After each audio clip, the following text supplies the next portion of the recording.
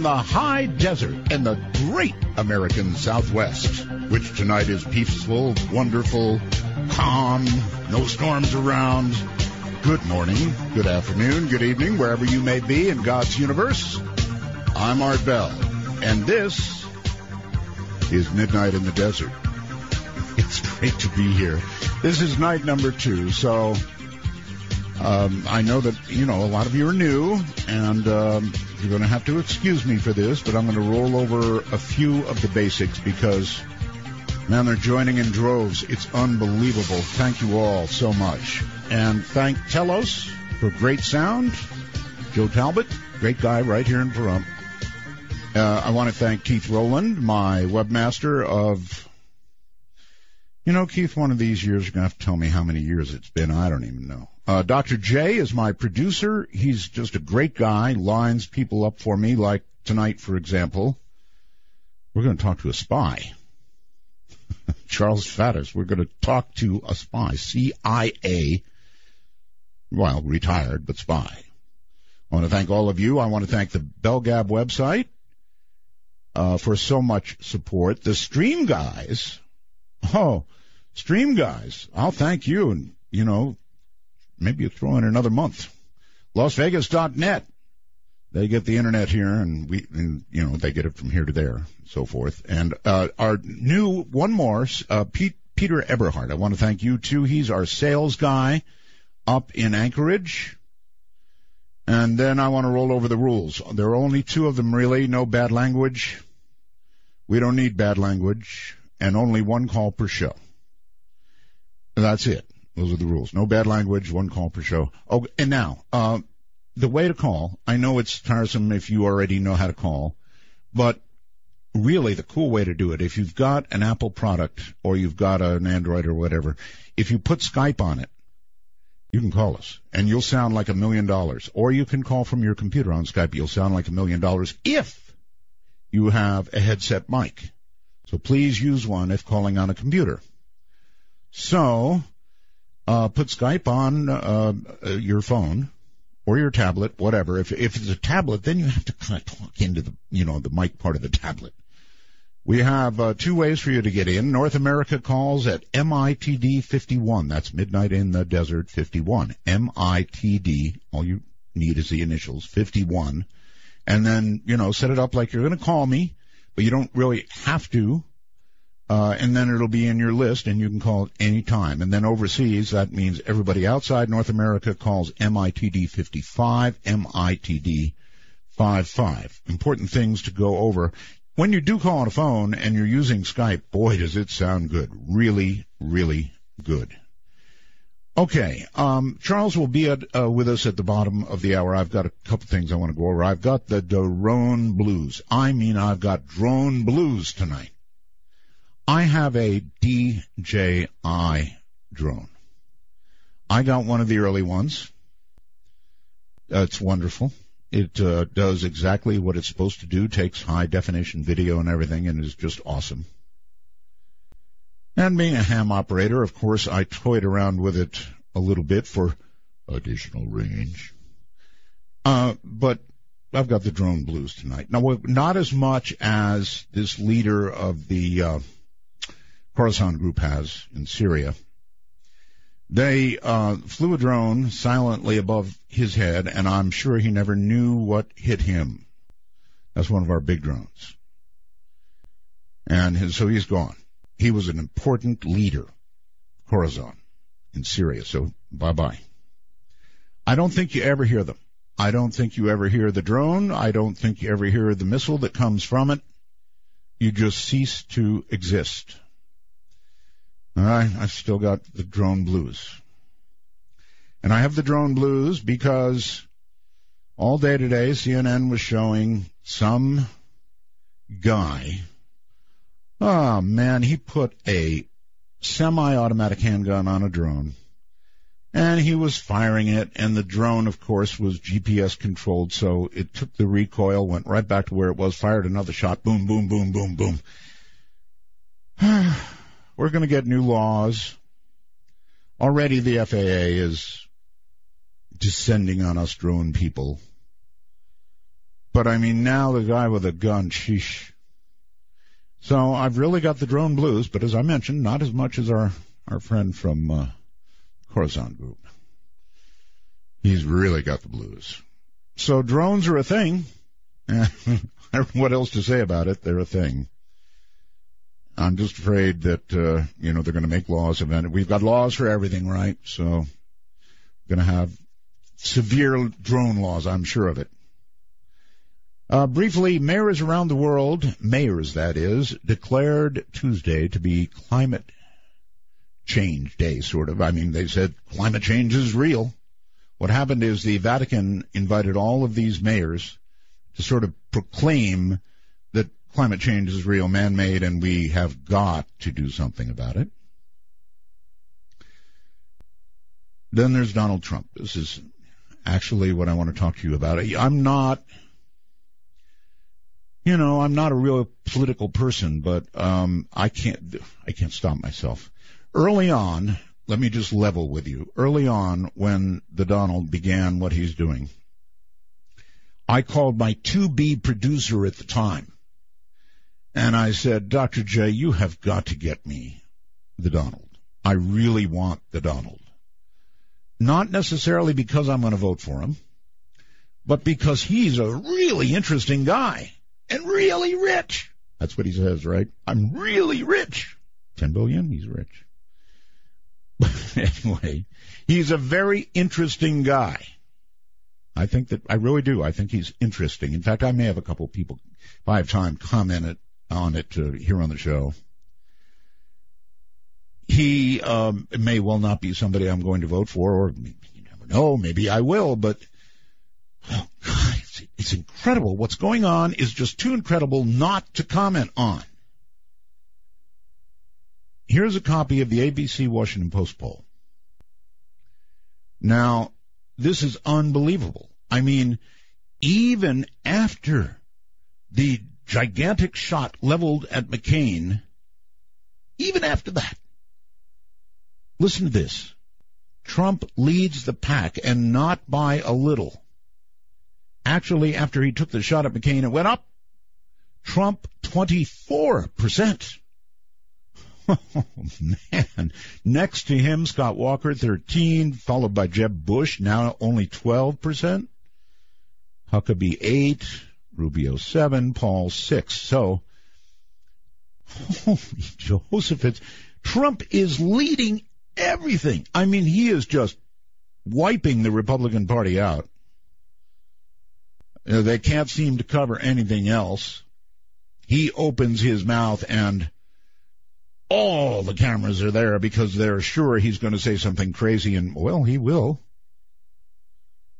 Now, there's a number of ways of looking at this, and I think it's a really important story.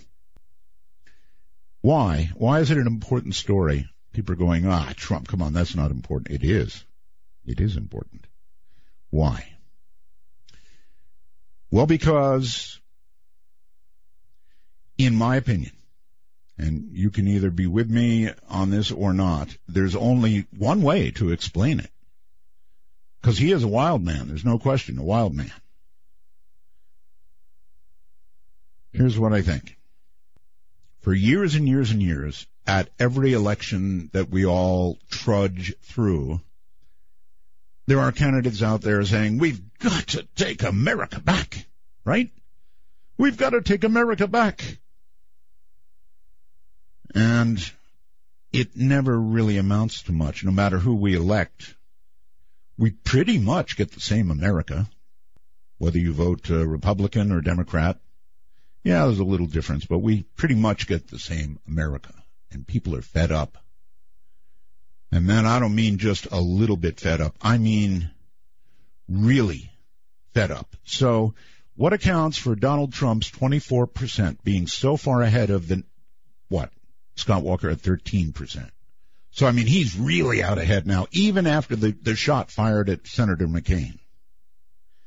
In my opinion, the American people are very close to being so fed up they're ready to burn it all down. I really mean that. I think they're ready to burn it all down. I don't mean rioting. God save us from something like that. But, I mean, politically, burn it all down. They're ready. I mean, they're so fed up with people from the right, people from the left, and then new boss, same as the old boss, right? So they're fed up. And I've never seen the American people this fed up. It's the only thing that can account for Trump at 24%. For Trump at 24% after he goes after McCain. No matter what you think about that, the fact that he is still rising in the polls, in my opinion, can only mean that people are ready to burn it all down. That we are at some kind of, I don't know, I'm mad as hell and I'm not going to take it anymore and I'm going to vote for Donald.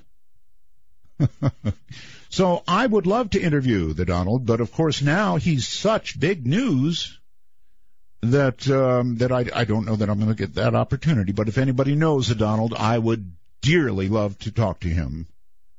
I surely would. I was asking back before he was even getting going. I thought he was interesting. So, yeah, I think we're at a really important, interesting place right now in America. And I don't think that we've ever been here before that I know about. How about the rest of you? Do you ever recall a moment like this? Do you ever recall a time when Americans were so on the edge that they're ready to vote for somebody who has said the things that Donald has said? Candidate Trump. They were even talking about not allowing him into the debates. How do you not allow somebody who leads the Republican pack into the debates? Answer, the other guys are afraid to talk to him. They're afraid to debate him. They're afraid of him, period. And I can't say that I blame them. They've got good reason to fear the guy. When anybody says anything about him, he comes back and just levels them and seems to get away with it. Now, again, that's all I can think of. I would love to hear from you on the subject. So if you want to call on that subject, by all means, pick up the phone and call me. In other words, I guess I want to know, do you think that I'm on the mark? Do you think that accounts for it? And if that doesn't account for that kind of leading the pack number, then what does account for it? Just pure entertainment? No, I have no idea. No idea at all. But I would like to hear from you. So if you have a comment on that we can get to before the bottom of the hour,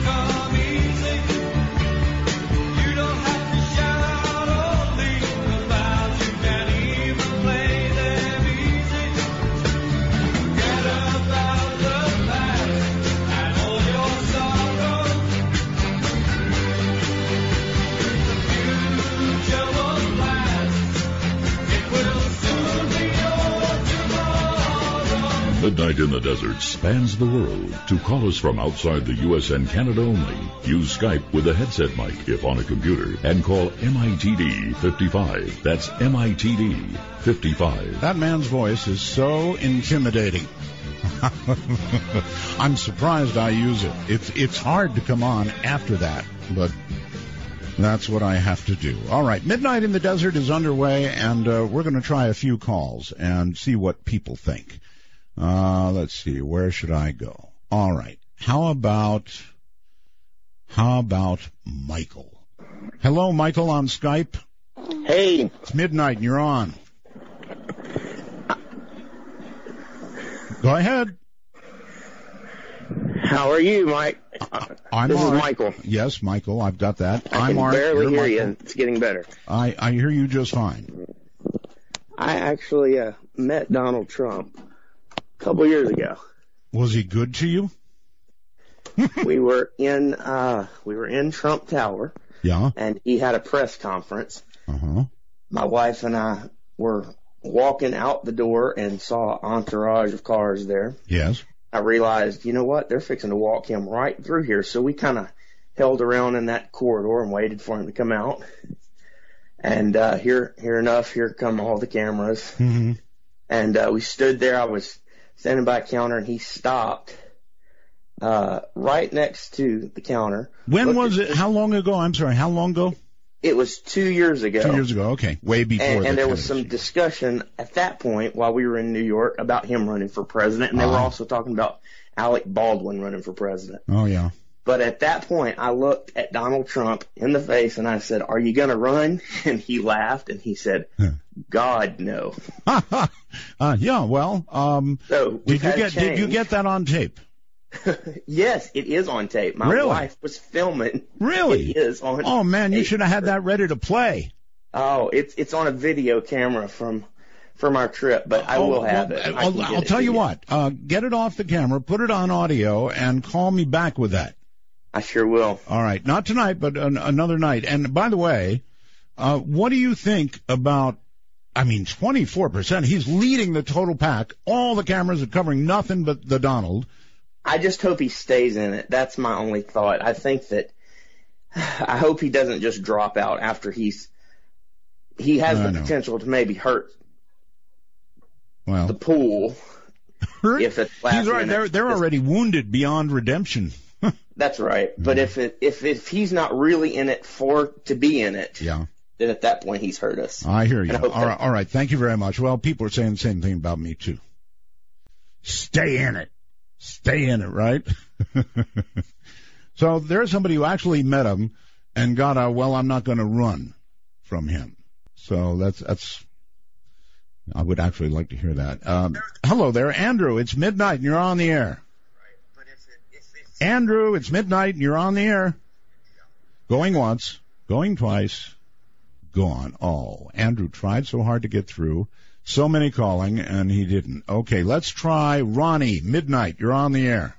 Oh, me. You? Yes, you. Wow. All right.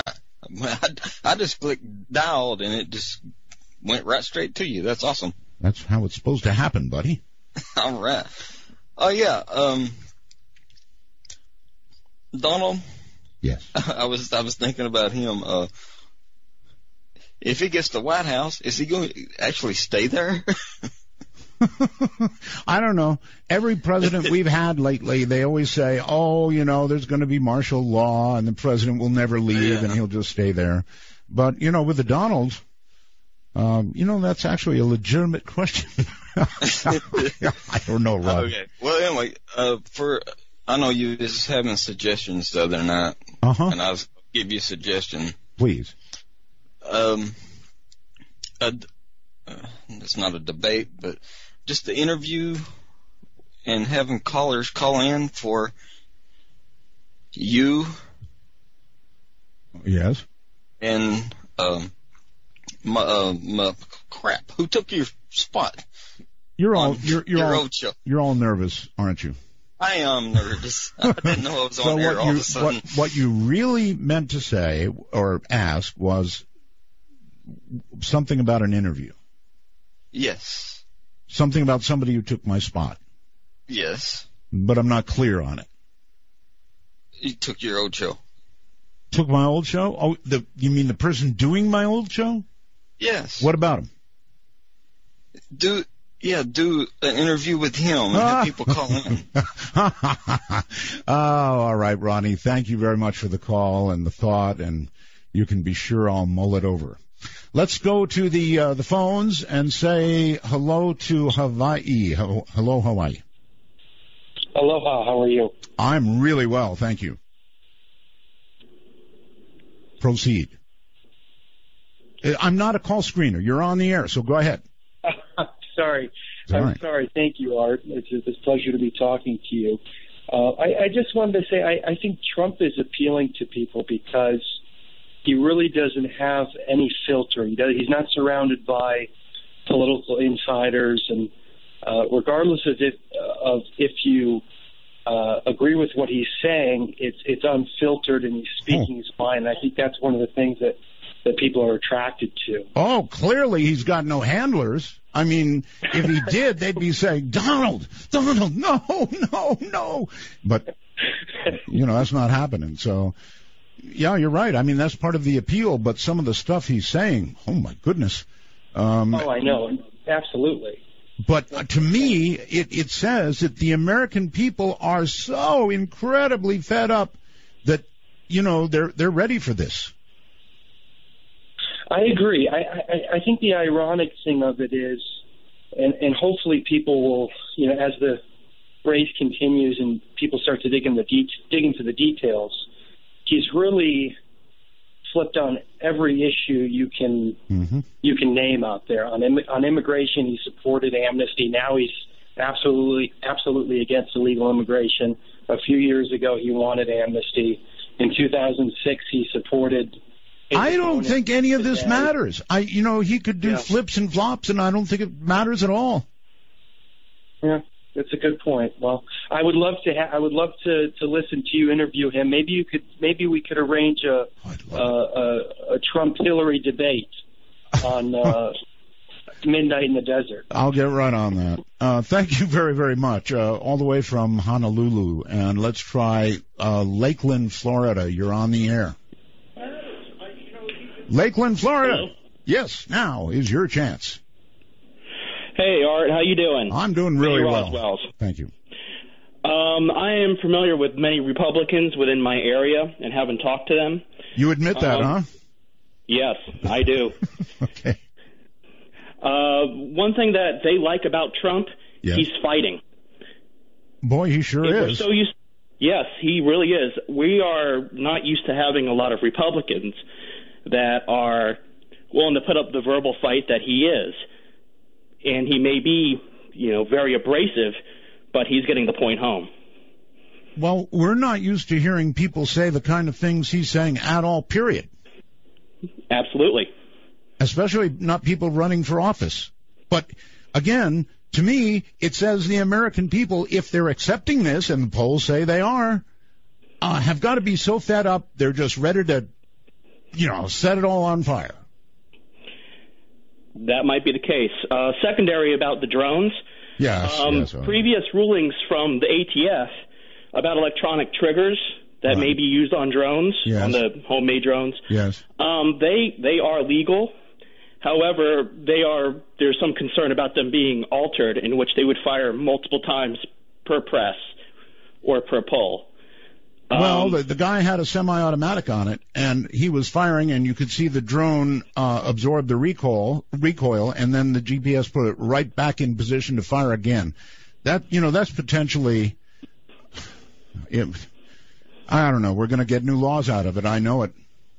Yeah, and that's the one thing that kind of concerns me. We already have the framework in place. We already have the regulations in place. We don't need more laws. We don't need more regulations. But brother, I'm telling you, here they come. Oh, absolutely. All right. Thank you so very much for the call. I appreciate it. Very quickly to, I think, New Jersey. It's midnight. You're on the air. Hello, Art. This is Daniel.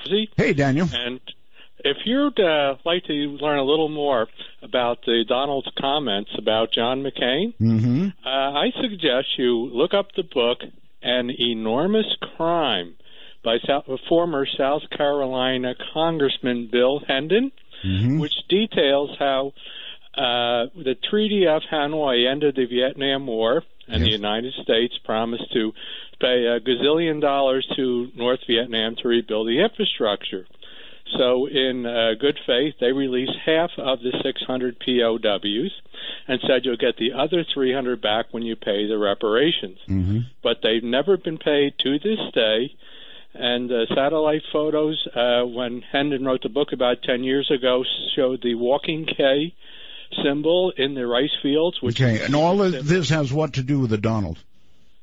Well, what you're going to do in that book, you're going to find transcripts and testimony from the congressional hearings with John McCain, chaired by John McCain, blocking every effort to get the POW MIAs back. Oh, well, I know about all that. I mean, the Donald has sort of laid all this out quite well. I'm going to have to drop you. I'm sorry. We've got to go. He's laid all that out, and there are people who say that his comments were in some way justified, that he hasn't done enough, for POWs and all the rest of it. But I'm telling you, what's going on is amazing. Charles Faddis coming up. He may have comments on this. I'm Art Bell.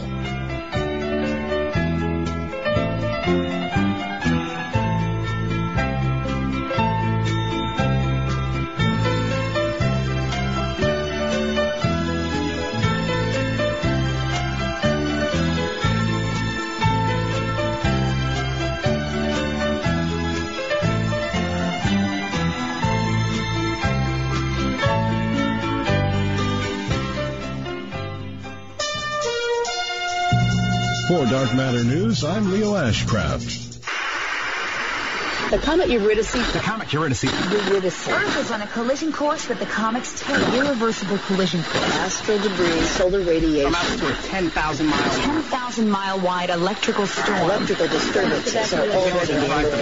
Electrical disturbances will be catastrophic.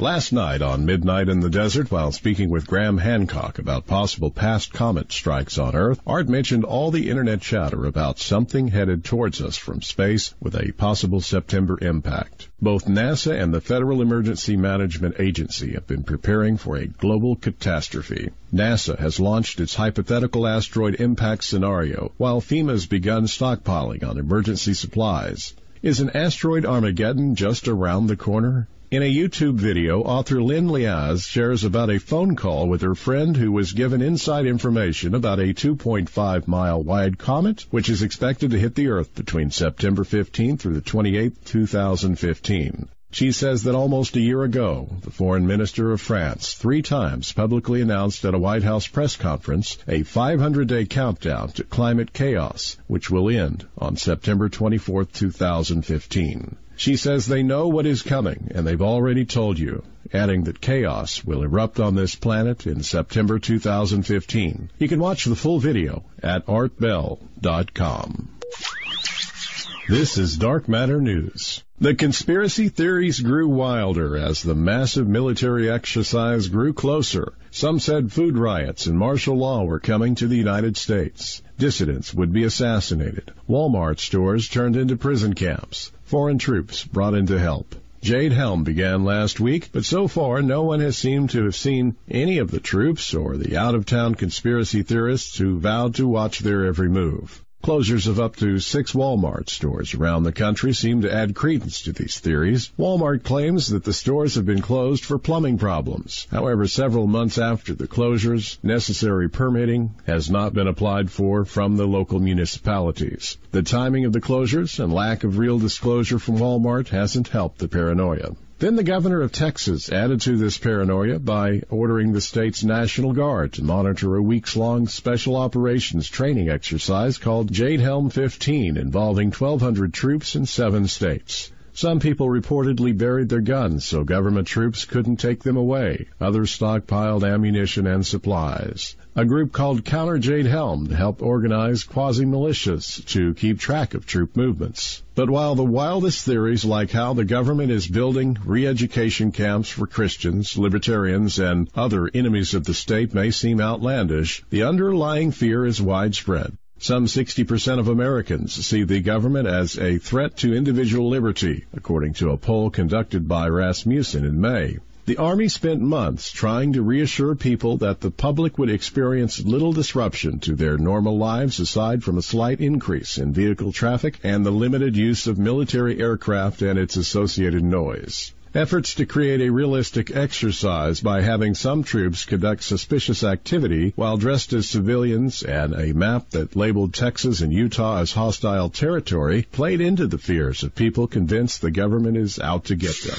Gary Franchi of the online Next News Network ominously warned his viewers, "This is by far the greatest public conditioning exercise in American history. Martial law may not happen this summer," Franchi intoned, "but some say that when the time comes, troops will be ready and trained to take over your town." For Dark Matter News, I'm Leo Ashcraft.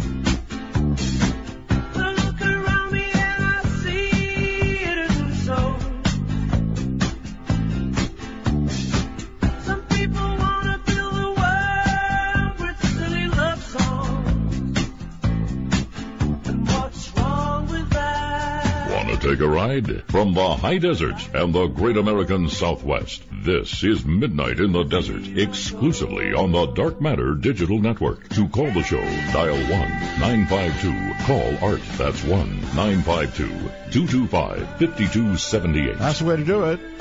And Leo Ashcraft, our news guy, and this is really special news you're getting. Thank you. And with regard to Jade Helm 15, I've already decided I'm going to just, I'm going to turn myself in and ahead of time. And that way I can become a trustee and slave the rest of you around. It's awful. All right, coming up now, when do you ever hear a retired CIA, he won't like the term spy, but spy, Charles S. Faddis, is a 20-year veteran of the CIA's clandestine service. That's a better word, right? Clandestine. He served throughout the Near East, South Asia, Southern Europe, conducted operations against rogue states, WMD smuggling networks, and the world's most dangerous terrorist organizations, so we can speak about a lot tonight. Took the first CIA team into Iraq in 2002 in advance of the invasion of Iraq. He retired in 2008 as the head of the CIA's WMD terrorism unit. Since his retirement, Faddis has written extensively. He is the author of 3 works of nonfiction, 3 novels, and dozens of articles and opinion pieces. He lives near Annapolis, Maryland, and continues to consult for the intelligence community. Prior to joining the CIA, he was a combat arms officer in the U.S. Army and a trial attorney. He's been married for 34 years. Congrats on that. And has 4 children. When he's not working or writing, he sails, makes wine and beer, travels, and reads extensively. He describes himself politically as a libertarian. Congratulations, me too, with a small L.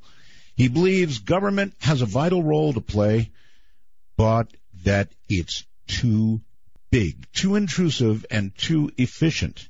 He wants to cut the size of government, trim the size of the budget, and free the American people to pursue their own destinies. God bless you. Welcome to the program, Charles. It's great to talk to you again. Thank you very much for having me. Oh, you sound great. All right, before we launch into what we're about to launch into, Charles, I'm sure I kind of made sure that you heard my rant at the beginning of the program about Trump. I've really thought about this. How can his poll numbers be this high, even after the shot over the bow, actually midsection at McCain, I figured he'd drop like a rock, but no, he went up. How do you account for that? Right. Well, I have to say, because I was listening to your comments, and I think you and I are on the same wavelength. I mean, I'll throw out the caveat up front so nobody misunderstands that, I don't agree with everything he says, particularly what he said about Senator McCain. But I think it is absolutely a measure of the fact that the American people are fed up with business as usual. Right. They're fed up with politicians who won't answer a question with a straight answer. They're really hungry for change, and they're hungry for somebody who just actually tells them what he thinks. And I think that's, they're saying that loudly and clearly by expressing their support for him. Whether they will ultimately vote for him or not as president is another matter. But, at this point they're saying, hey, this is, the rest of you need to pay attention. This is the kind of thing we want to hear, at least honesty.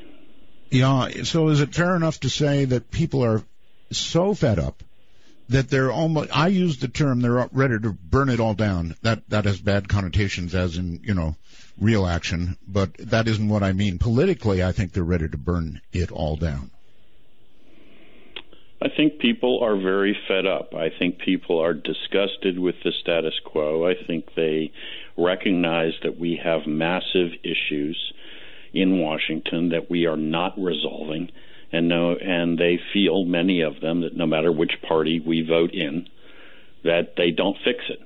That's it. Whether it's the budget, whether it's anything, they don't fix it. And at least the Donald actually, sounds like something new and fresh. And my God, you can actually, whether you agree or not, you could at least understand what the answer was he just gave to that question. That's right. And that it is boiled down to that, boy, it says just an awful lot. So I'm fascinated with it. He did say, this will be in your category, he did comment on ISIS. And I think he said he would bomb the hell out of the ISIS oil fields.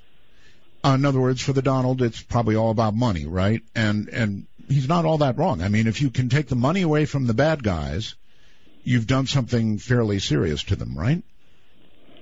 Well, taking away oil money from ISIS would be a great thing. Which is not to say that there hasn't been anything done in that direction already, but not enough. So that, as a piece of the puzzle, yes. However you do that, taking away their oil revenue would be a huge benefit. Okay. Wow, it's a wow. The whole thing is a wow. ISIS is a wow. I've been going nuts now for months wanting to talk about this phenomenon called ISIS. And tonight we're going to do that. I guess my first question to you, Charles, would be, how did ISIS get so big when apparently we weren't watching? Well, I mean, there are at least two sides to that. I mean, one is what's driving the growth of ISIS, and the other is the issue of, are we collecting enough intelligence, and are we getting the picture that we need? I mean, so it just as kind of a preamble on both, we're not collecting the intelligence that we need. So we weren't looking. Well, we were looking, but not looking closely enough, not looking frequently enough, not looking intensely enough, however you want to characterize that. Clearly not collecting the information we needed to collect. Mm-hmm. But then there's another side to this, which is their capacity to grow is driven by fundamental issues in Iraq and Syria, and also by American policy. I mean, they're growing out of this thing that we call ISIS is growing out of fissures in Iraq, which is kind of an artificial country, and basically out of this Shia-Sunni divide. Right. So if you're a Sunni Arab in Iraq, you may or may not like ISIS, and you may or may not wish they'd go away. But you certainly are not happy with the Shia-dominated government in Baghdad, and you don't feel like that represents you, and you definitely want to resist them. And if you're pushed to the wall in your choices between the Shia or siding with Sunni Arabs, even if they're ISIS, you're probably going to go in the direction of ISIS. In fact, one of the things that, just I'll throw this out, and then I'll, go whichever direction you want to go. Sure. One of the things that people don't talk about at all in the news is that actually there are a substantial number of individuals cooperating with ISIS, and not just cooperating like as individuals, but as organizations in numbers, who were formerly associated with the Ba'athist regime, in other words, with Saddam Hussein. I mean, you have guys that have a history of being completely secular individuals with no real radical jihadist background, who are in league with ISIS, with radical Islamists, because their common enemy is the Shia. This government. Let me try this. There's obviously something the average American does not understand about ISIS, the appeal of ISIS. They chop off people's heads, they kill people, they overrun towns and just slaughter immense numbers of people. It doesn't seem like a really appealing organization, so there is something we're missing about the appeal there of ISIS, that they're able to gather so many so quickly who are so obviously actually dedicated to fighting. There's something we don't understand. Well, they are drawing a lot of energy from what I was just talking about. I mean, what you have is a nation of Iraq which didn't exist historically. This is a creation of the Brits post World War I, and we've cobbled together areas that never existed as a country. So you have a very large number of Sunni Arabs. The Sunni-Shia split, is the major divide in Islam. It's like Catholics and Protestants, except it's not like Catholics and Protestants today. It's like Catholics and Protestants in 1200 AD, when you burn cities to the ground over the fact that, and slaughter everybody over the fact that you're the wrong breed of Christian. Yes, sir. That's the way this divide works. And you have a very large minority of Sunni Arabs in Iraq who now feel they are at the mercy of a Shia-dominated government in Baghdad. So their inclination is to band together. And then, even if you're not inclined outright, though, to support ISIS, the fact that they are so brutal and that the cost of resisting them is so huge is that unless you really have something to fight for, you're really going to think twice about standing up to them.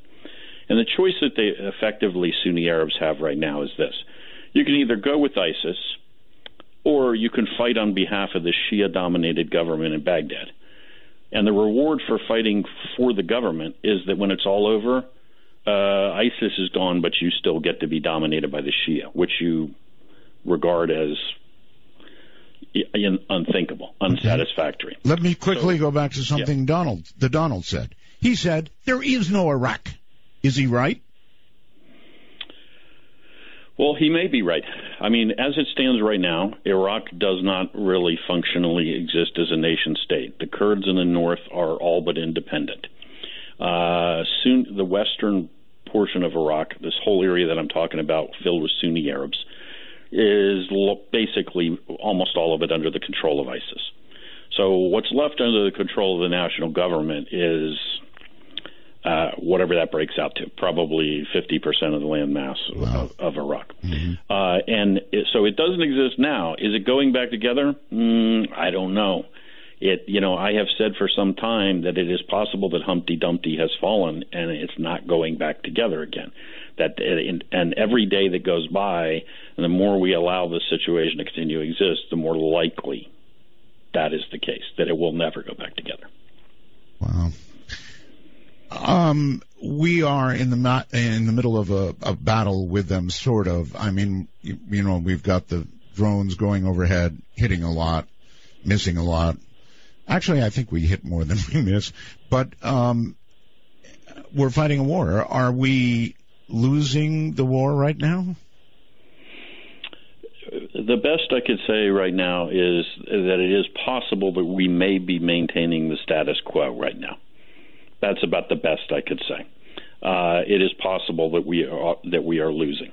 We are definitely not winning. We definitely do not have them on the run.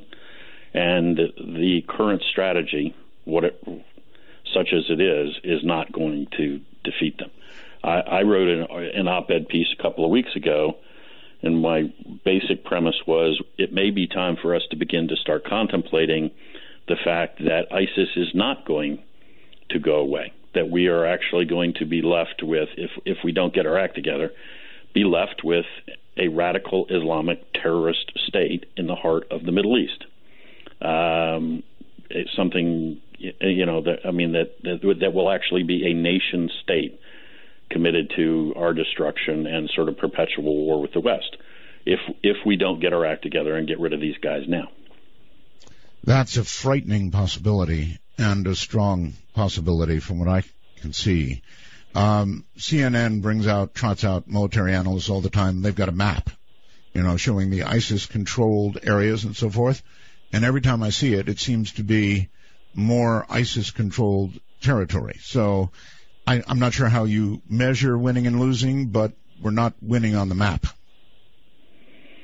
No, we absolutely not. And every time that somebody announces that they're losing territory, within a week or so, we hear that they've taken another city. Right. They are increasingly staging really large attacks inside of Baghdad and on the periphery of Baghdad. Oh, huge car bomb attacks and other attacks, and it's no, they're not losing strength, and we're not driving them back, and we won't with this strategy. And by the way, there's no body of military men who sat down with the President of the United States and said, hey, here's a strategy. We think this is the plan. Let's just bomb them, and that'll win the war. That's not true. That did not happen. This is driven the other way around. Political decisions are made about what we're willing to do, and then the military is told to implement it. Of course, the president was in a very tight spot. He said he was going to get us out of and keep us out of land wars in Iraq and that sort of thing, right?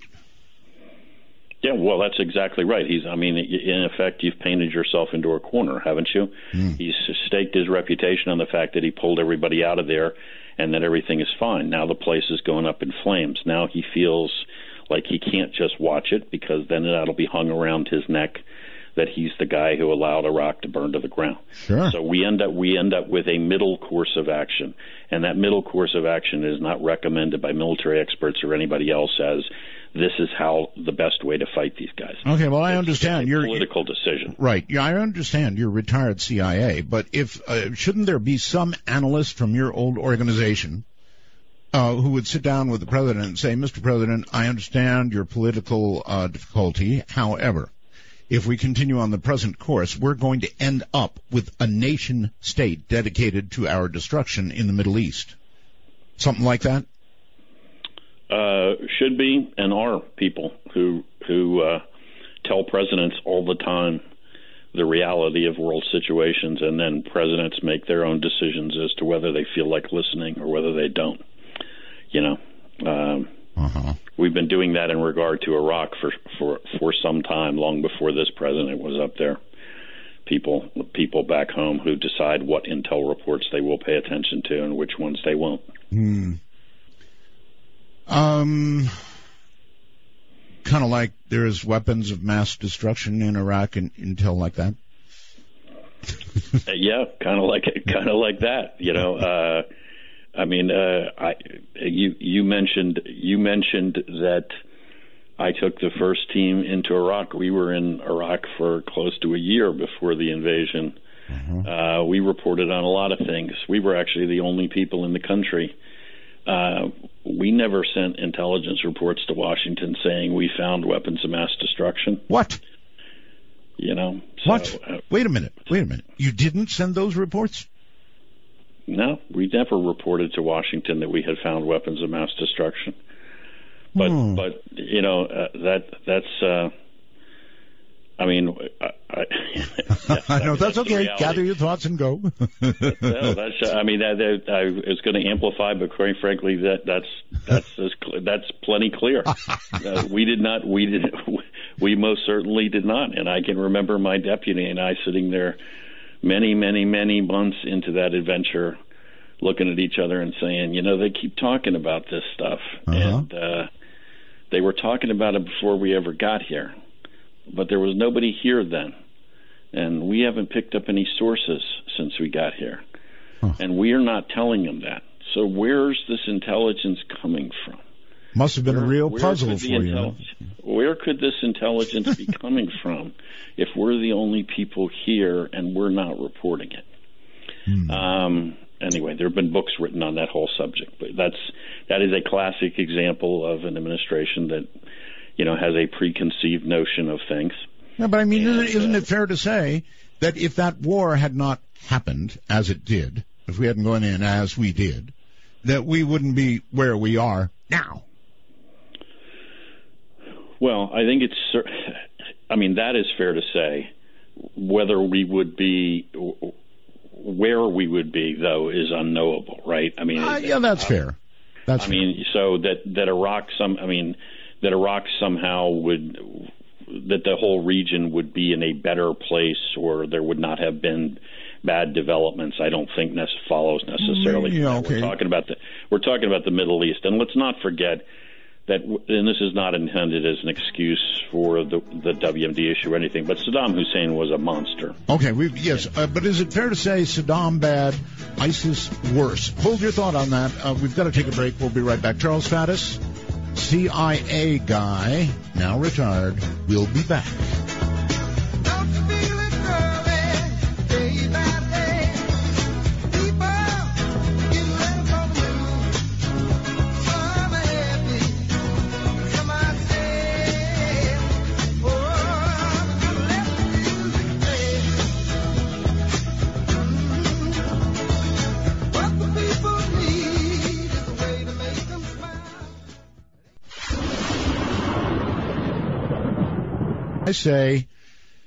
I say spy.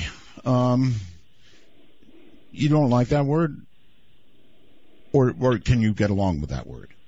I have gotten used to layman speak for espionage terms. In the trade, of course, the spy is the guy you recruit who works for you. So the guy inside the Kremlin who sells me secrets, he's the spy. I'm an intelligence officer. Makes it sound a lot more antiseptic that way. Or clandestine guy? Operations officer, the technical parlance in the Central Intelligence Agency. Okay. Operations officer. Doesn't sound as cool as spy, but... Doesn't sound cool at all. All right, so circling back, Saddam bad, ISIS worse? Yeah, I don't know. I'm not downplaying the danger of ISIS at all. I'm the guy that just finished saying that if we're not careful, we're going to have a permanent terrorist state in the Middle East. Right. Saddam was a monster of epic proportions. I spent a lot of time with the Kurds in northern Iraq. There are entire towns, sizable towns, that were gassed to death by Saddam Hussein. Yes, I know. I was up there for a year.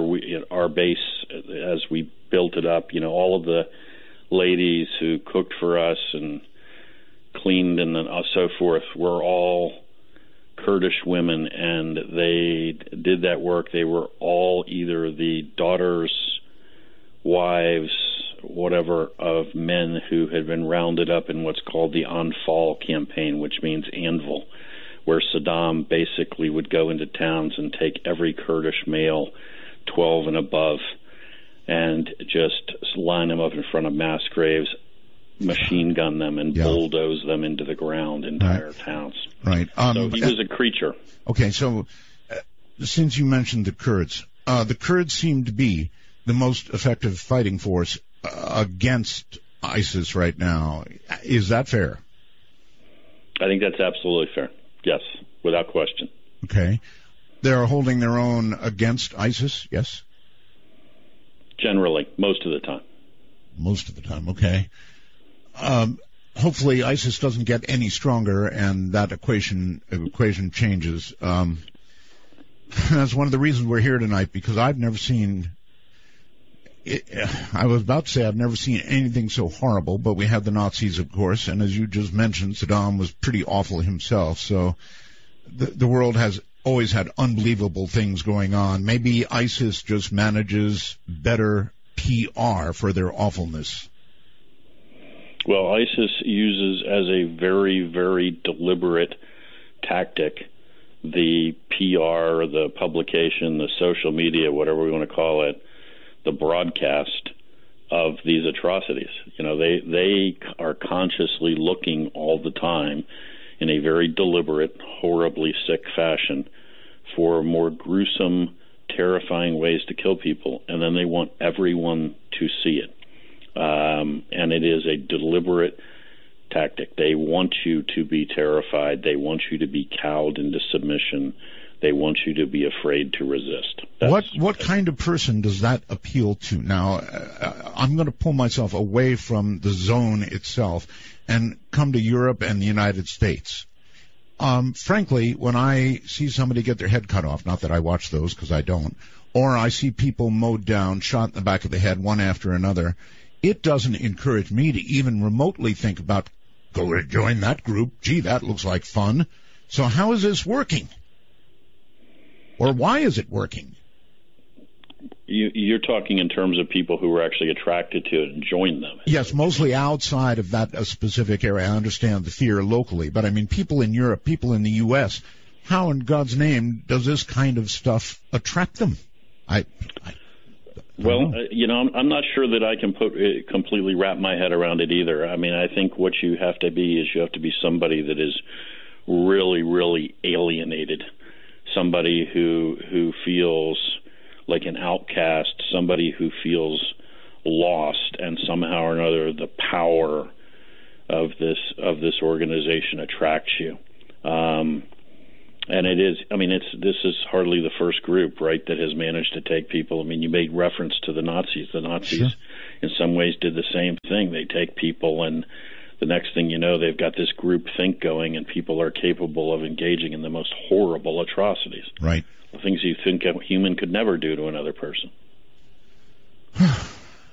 So, in other words, there's no way to really understand the attraction of this kind of a PR. I can understand it, again, locally because of the fear involved.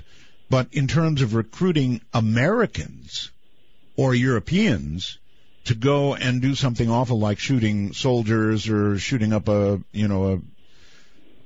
shopping mall or whatever it is they're encouraging people to do, I just don't get it, and I guess you don't either.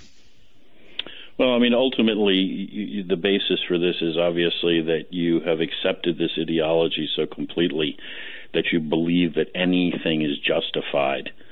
There are no limits, and if you go back to sort of the early days of when Al Qaeda was standing up and really beginning to take the first steps in the direction of mass casualties, suicide attacks, and then things like this, there was actually a lot of discussion in Islamic theological circles about can we justify this, and a lot of argument. And amongst mainstream Muslim scholars, there remains a lot of argument about that. I mean, not much argument, that the clear consensus that no, you cannot possibly justify it. But by this point, there's this whole jihadist mentality that, basically we're on the side of God, and therefore anything we choose to do is justified because from their viewpoint, they're fighting pure evil. So anything they do is sanctioned. Okay, let me try this question. Our president, whenever he speaks about this, and frankly, most other politicians, except maybe the Donald,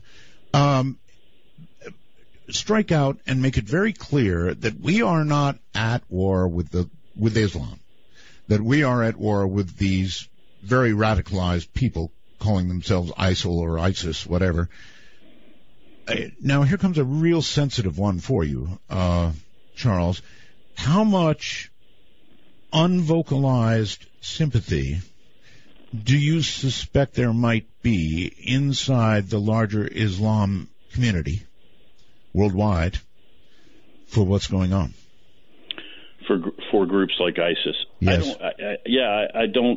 I do not think a huge amount. I think that what you're witnessing, I mean, we're not at war with Islam. We are at war with a certain group, a certain what's the right word? A certain sect, a certain strain of thought within Islam that I think is basically trying to hijack this entire faith and drag it off into their own crazy vision of the 7th century. And I don't think at all that the vast majority of Muslims have any sympathy for that. I mean, in the course of my career, I ran a lot of operations where people were killed, and I mean killed on our side, right? Fighting against the crazies. 95% of those guys were Muslims on our side, fighting against this kind of ideology. Okay, that's very comforting for me to hear. I was really actually worried about your answer to that, so thank you. There's not any change that you can see going on in that as this wears on and on and on and on. I understand how it works. I mean, as we kill people with drone strikes or whatever it is we're going to do to kill them, there are relatives of those people who then become our enemies. I know how it works. And so the longer it goes on, it seems to me, the more people will hate us. Yes? Well, there's certainly that danger, and there's certainly going to be a reaction in some situations. And the other thing is this: even if we're not just talking about religion, and this is not necessarily an argument for or against drone strikes. I'm just pointing this out. If you're living in a nation in which another country, the United States, is routinely operating drones in your airspace without the permission of your country, potentially, and carrying out, at its discretion, attacks inside that country where people are being blown up and killed. Right. Whether you are sympathetic to the people being killed or not, that's got to probably rub you really the wrong way. Oh, yes. I mean, if somebody was operating drones over Kansas from another nation, making decisions about people to hit, we would probably react pretty strongly to it. Now, again, I'm not saying whether that, I mean, it may be, in fact, that in some situations we don't have any choice, that we don't have a cooperating government, there's a threat on the ground, and this is the mechanism we have. All I'm saying is, when you choose that mechanism, you have to accept the fact that you're going to, even people that are not on the side of the bad guys, are going to have good reasons why they may not really like the fact that you are making drone strikes in their territory without their permission. That's just that goes with the territory. You cannot expect otherwise. Sure, and if a 12-year-old sees his dad get killed, then we've probably got somebody who's going to be thinking about buttons they can push when the time is right to get revenge. So it's hard. Well, and you're also going to face the fact that, again, this is a reality. It goes with the territory. The enemy is going to do everything they can to make propaganda value out of every strike. Right. So maybe there was a strike and civilians were killed, because there's no such thing as a war without unintended consequences, except in the movies, I guess. But maybe nobody was killed except militants, except targets that we knew were there. But by the time the ISIS or the Taliban is done portraying that strike, they're going to bill it as you just blew up a nursery school. You just killed a family on their way to the mosque.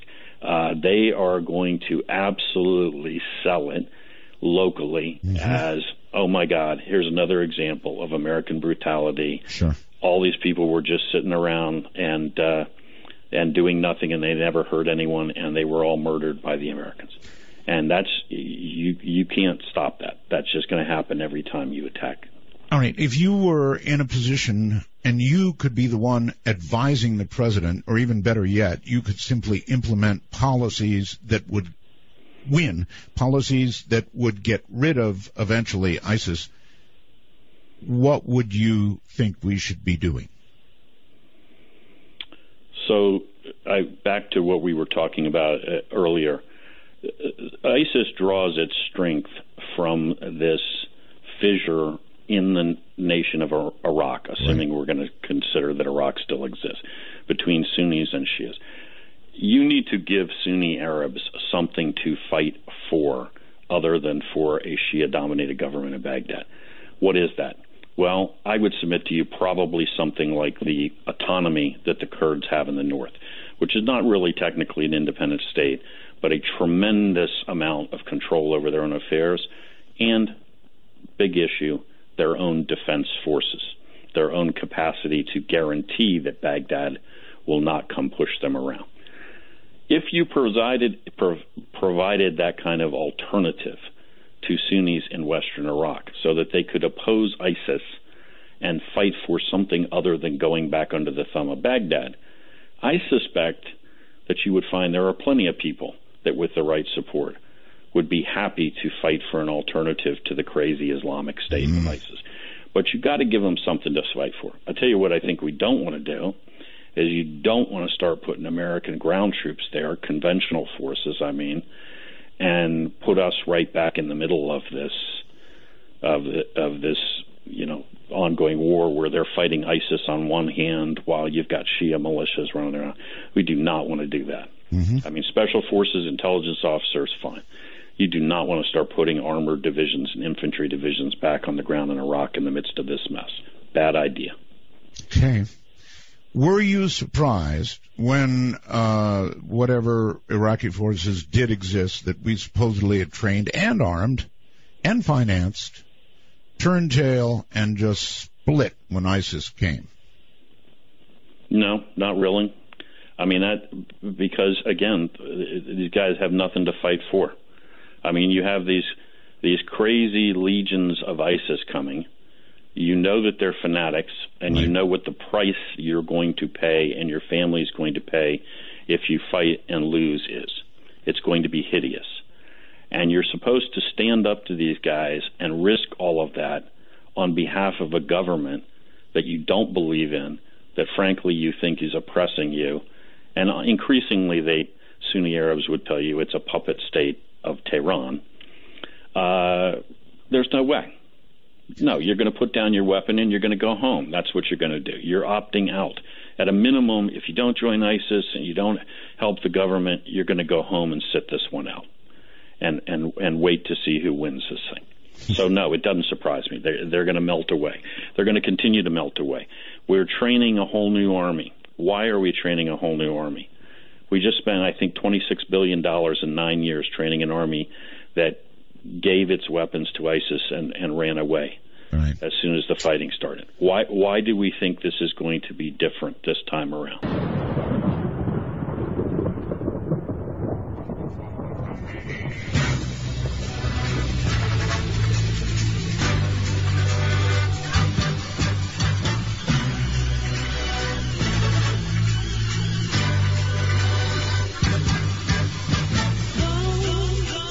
Little bit, I think, because it's sort of depressing in a way, because I just don't see our way clear to a victory. Hopefully that'll happen. We just concluded an agreement with Iran, and apparently they're saying, we promise not to make a nuclear weapon. And in return for that, we're going to give them money, I guess, allow them trade, selling oil, all kinds of goodies go their way in return for, we promise we won't make a nuke. Number one, in your position as not an analyst, but if you were an analyst, have we made a good deal or have we made a bad deal? So you left ISIS because it was too depressing. You sure you want to talk about this topic? Or I'm good. Talk about puppies and rainbows. No, I'm good. Let's head right over here. Okay. No, it's not a good deal. It's a terrible deal. It's a really terrible idea.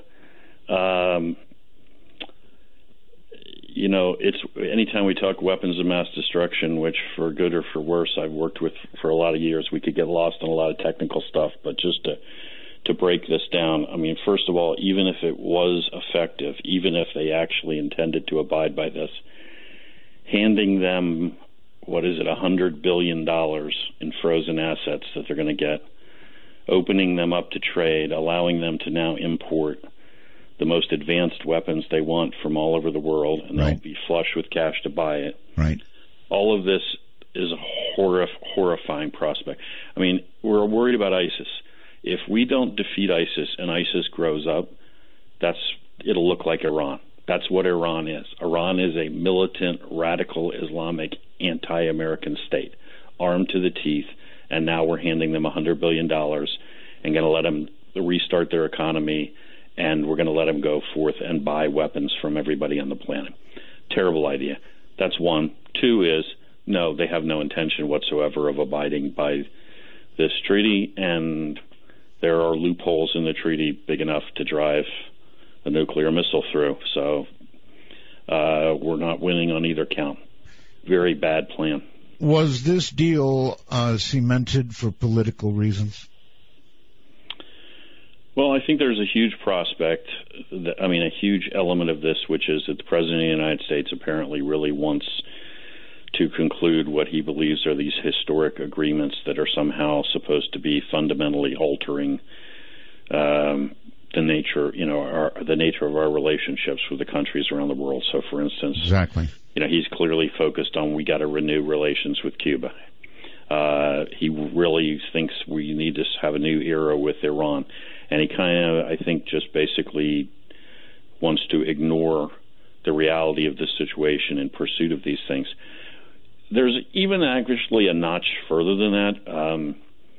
When you listen to some of the administration officials and you read the things that they're saying, read the things that they're writing, what you hear is actually this idea that somehow they believe that Iran can be a force for good, for stability, a positive force in the region, which is so misguided. I mean, the first time I heard that, as a guy who's worked Iranian stuff for a long time, the first time I heard a whiff of that, I almost went into anaphylactic shock. I found it so mind-boggling that anybody could have that conception of this current Iranian government.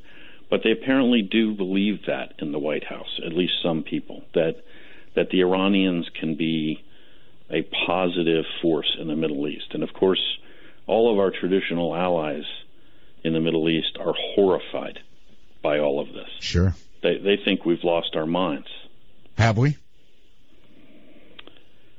Well, I don't know if we've lost our minds, but the scope of what we're doing in our foreign policy in the Middle East, we're doing things all over the world that are crazy. But what is happening with our foreign policy in the Middle East right now is incredibly damaging. And, the average American doesn't have time to watch all of this. They're worried about paying the mortgage and their jobs and the kids and the stuff that real people are focused on. And I think probably every day they just have to operate under the assumption that somebody's got their eye on it and they know what they're doing. And I think, that's not the case. I mean, are they going to be able to continue to construct and be on their way toward building a bomb during the time this agreement's in force? Yes. So let me give you a couple of aspects, again, without getting lost in all the technical things. Maybe three. First, this is a military nuclear weapons program that we're worried about. We're worried about them building an atomic warhead to go on a missile. That's right. Military installations in Iran are not covered by the inspection regime under this deal. That the provisions that specifically apply to everything else do not include military installations, and the Iranians and there's a lot of dispute about what will happen when we want to inspect a military base. Now, just as a matter of common sense, if you were trying to build a nuclear weapon for military use and you were trying to hide it, I think it would be fair to assume you would locate it on a military installation. Sure. So saying that we're just kind of not going to address that issue, that's a huge deal. Let's see. They enriched uranium that they have, something like 98% of it has to be sent out of the country. Not specified exactly where it's going to be sent, but the smart money says Russia is going to take it. That means that we're going to take all this Iranian-enriched uranium and give it to Vladimir Putin. And then Vladimir Putin's good faith is the only thing that will stop it from being handed back to the Iranians. So if that makes you sleep well at night, not at all. It doesn't make me sleep well at night. No. What assurance is that? That's none. Last thing I'll hit. They have spent years and ungodliest amounts of money on developing ballistic missiles that are of use militarily only for one thing, to carry a nuclear weapon.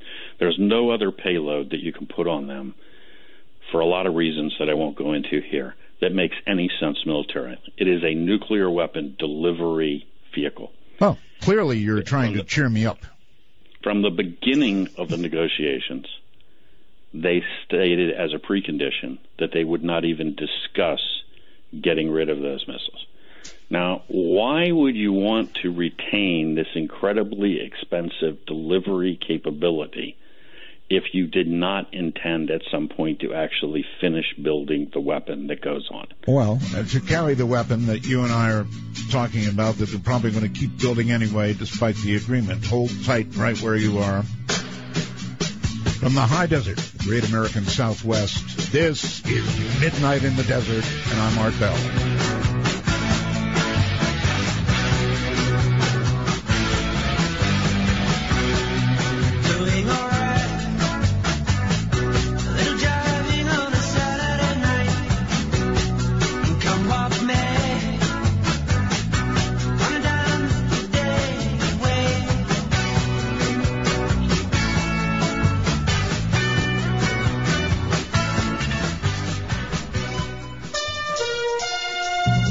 For Dark Matter News, I'm Leo Ashcraft. Scientists have proven a robot can show a glimmer of consciousness. In an experiment, neobots were programmed to think two of them took dumbing pills to prevent them from speaking, while one had been given a placebo. They all tried to respond to a question about which robots took the pills, with one able to recognize its own voice and reason it could speak. While all of them tried to answer, only one was able to respond aloud by saying, "I don't know." It seemed to take a while to consider the question before standing up and answering.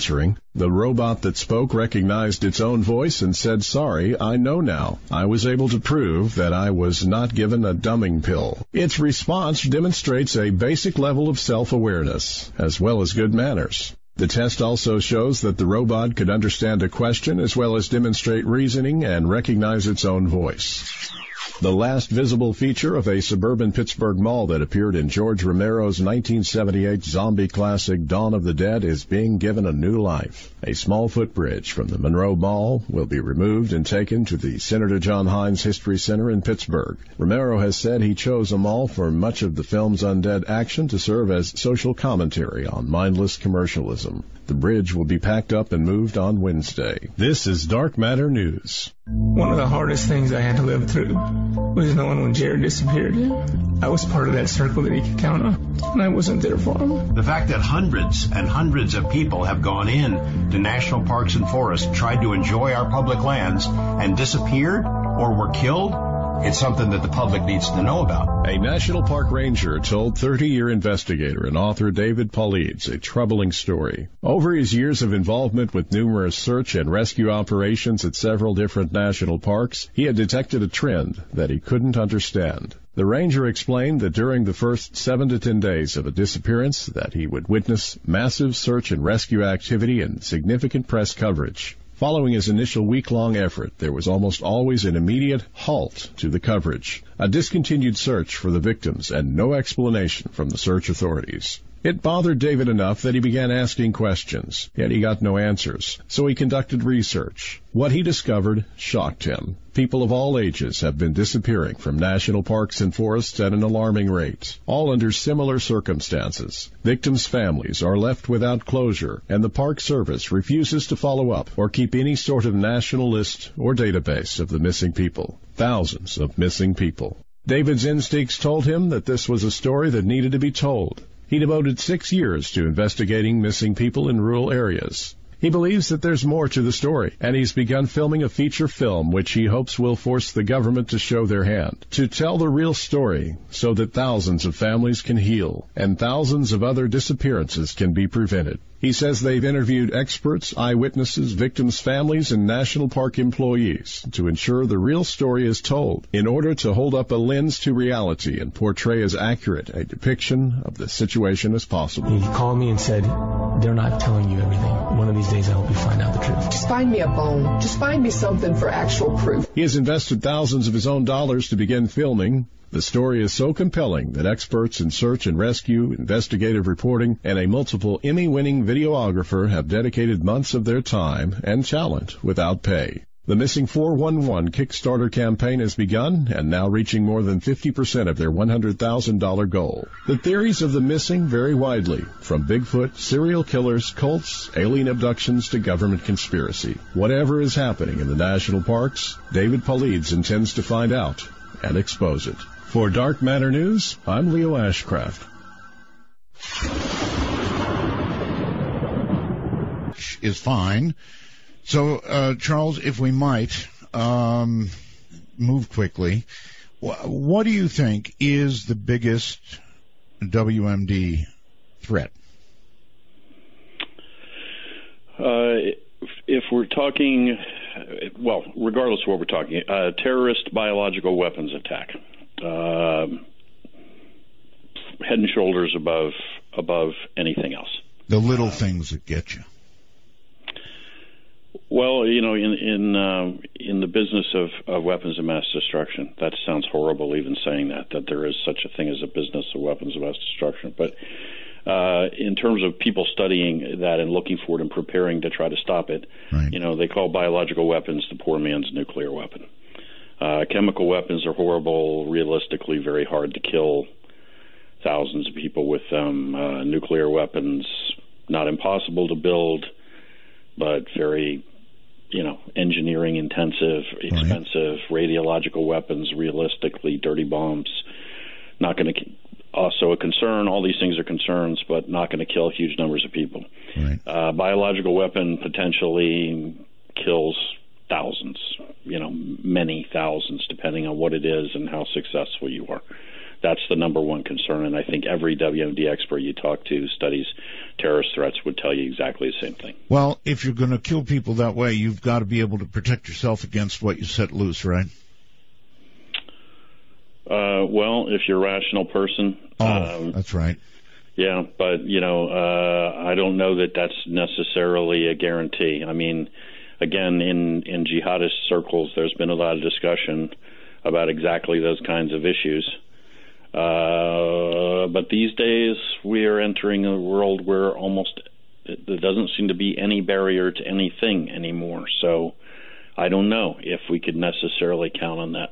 I have heard it said, and I hate going back to ISIS, but I have heard it said that ISIS, one of the central tenets of ISIS is to bring about Armageddon. Anything to that? Well, they believe that they are sort of there. So there are elements of, in other words, when I say there, that they believe that they are basically at the end of times. So there are elements to some thought in Islam, similar to some strains, some elements of the Bible and some strains of Christianity, right, that are focused on this idea. And they actually, they talk about specific towns in the Middle East that are referenced in scriptures, if you will. I mean, they believe they are in a battle at the end of time, and they will emerge victorious. And this is, if you will, the final battle. All right, let's move around the world a little bit. The Chinese are doing some interesting things. I lived, as you may know, in the Philippines for a long time, and they're kind of invading, frankly, the Spratlys. The Chinese are building islands that didn't exist in the South China Sea. When they're looked at by satellite, they look like gigantic airports. What are they doing? Well, what they're doing is exactly what you just suggested they're doing. They're basically annexing the South China Sea. They've been in, which is a huge expanse of ocean, sort of from Malaysia to Indonesia to the Philippines up to the coast of China, and they have for a long time been claiming it, and now they've just decided to effectively occupy it by building artificial islands. And yes, they are moving. They have military forces there. They have ships there. They have weapons there, and now they have airstrips there, on which obviously they can put military aircraft, and they're effectively aircraft carriers. So they're presenting us with a fait accompli in that they have effectively occupied this big chunk of the Pacific Ocean. And we have watched and occasionally protested mildly from the sidelines while they keep doing it. We're trying to make an agreement right now with the Philippines to once again allow our Navy into port and to have a base there. Any thoughts on whether that might be successful?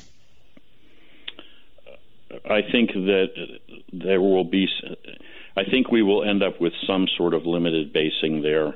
We're never going to go back and recreate what we used to have at Subic Bay, because to begin with, we just spent a lot of years and a lot of our money recreating a lot of that infrastructure on Guam and other places. Mm-hmm. So we're not going to. I mean, the Filipinos kind of made that decision, for right or for wrong, that they wanted us out. And once we left and spent all that money recreating things elsewhere, we're not gonna go back and do it all over again. Are our creations elsewhere, you mentioned Guam and other places, are our creations elsewhere sufficient to deal with the Chinese threat? Well, what they're not having any impact on things like the South China Sea. So, they're not stopping the Chinese from what they're doing right now, and I don't see and the Chinese and where the Chinese threat goes and how we react to it, we'll see. I mean, the Chinese are embarked, as you well know, on a very ambitious military expansion, and particularly in regard to naval forces, and they're developing a lot of capabilities that are specifically designed to defeat U.S. aircraft carriers and other things. So they are moving from a defend their coastal waters stance to a be able to project power way offshore stance. If we don't counter that, if we just allow that to continue, then at some point, the balance tips the other way. Right now, we're not doing enough. Okay, here's a hard one for you. If they decided they wanted to digest Taiwan, would we stop them?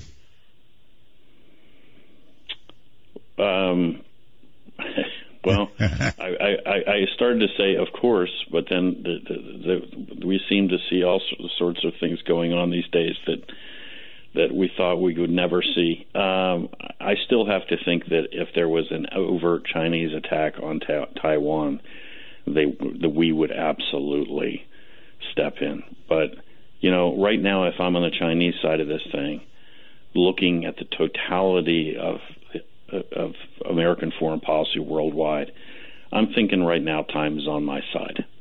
I'm not thinking that I'm going to precipitate a crisis right now, because we're allowing ourselves to be pushed around all over the globe. Mm-hmm. And so everything's running in their favor, I guess, is what I'm saying. So let's not precipitate a crisis now. Let's just let things continue to go the direction they are. Charles, with the exception of the size of our military, there are many who think that, I don't want to say America's day is done, but America's time as, being at the top of the world, how can I put this? The British had their time, and then the sun sort of set.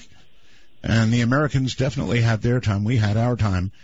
Is our sun beginning to head toward the horizon?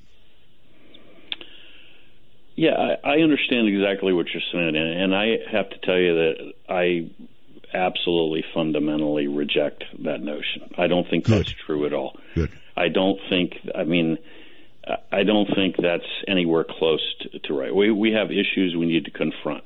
Probably the biggest ones are domestic issues, starting with spending, size of government, budget, all of these kinds of things.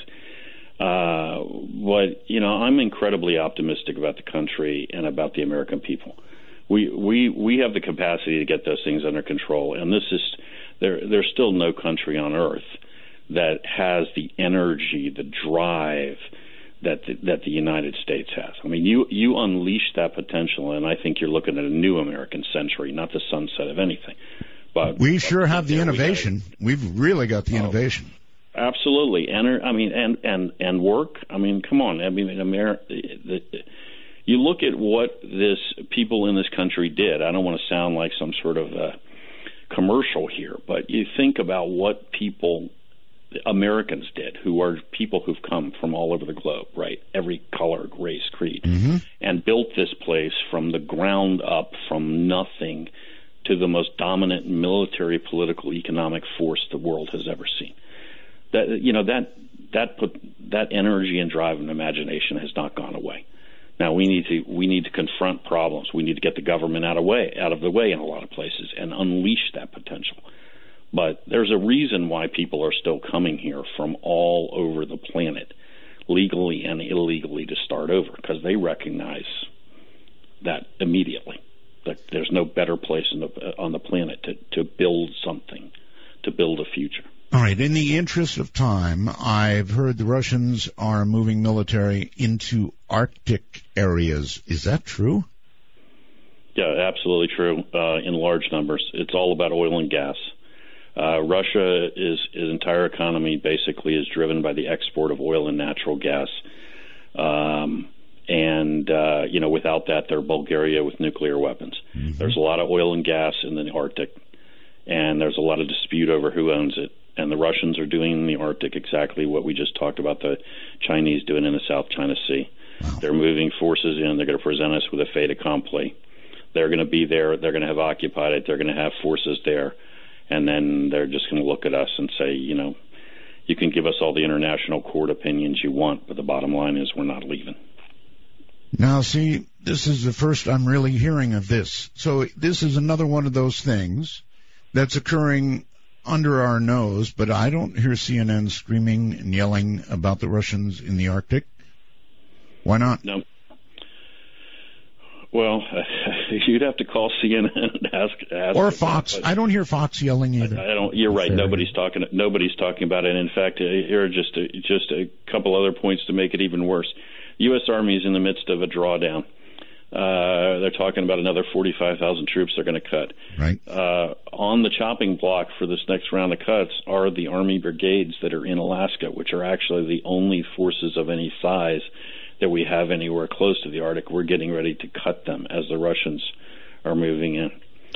In Norway, the Norwegians have a base built in northern Norway. It was built at the height of the Cold War, built into the side of a mountain, like something out of a James Bond film. You can drive submarines into this thing, everything. Wow. So they decided they don't need it anymore. They sold it off to a private entity, I think a Norwegian company. That Norwegian company has now leased it to the Russians.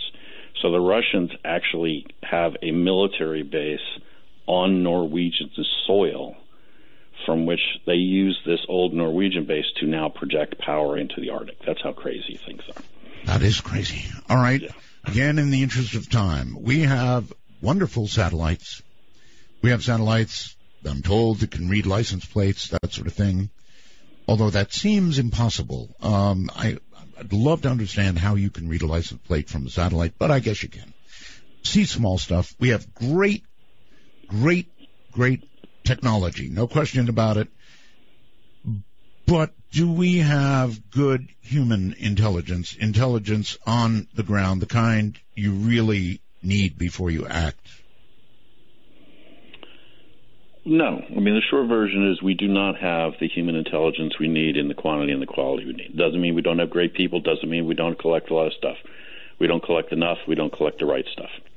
And that's been true for a lot of years, and it's going to take a much more aggressive posture and changes in how we operate to do that. So a lot of times we are way too reliant on technical means for our collection. Why is human intelligence not in a better place? I mean, why not?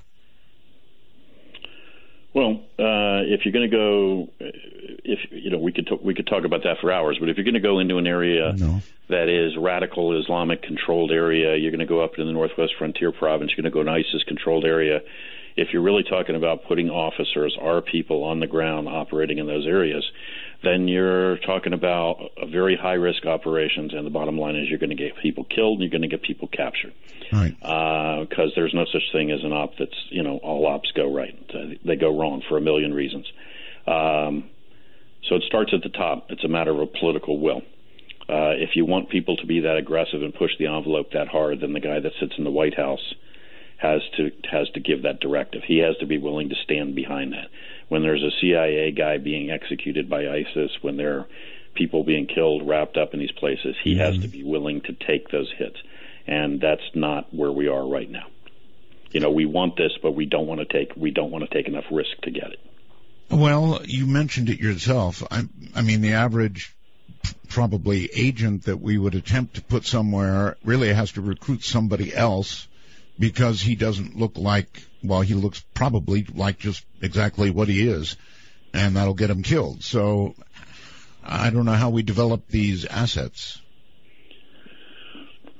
Well, it's doable, and you're right. I mean, you're not going to take the guy that looks like me and put him inside of a terrorist group in the sense that he's going to pose as a member of that group. Right. Doesn't mean he can't operate in that area and recruit people who are inside of that terrorist group to work for him.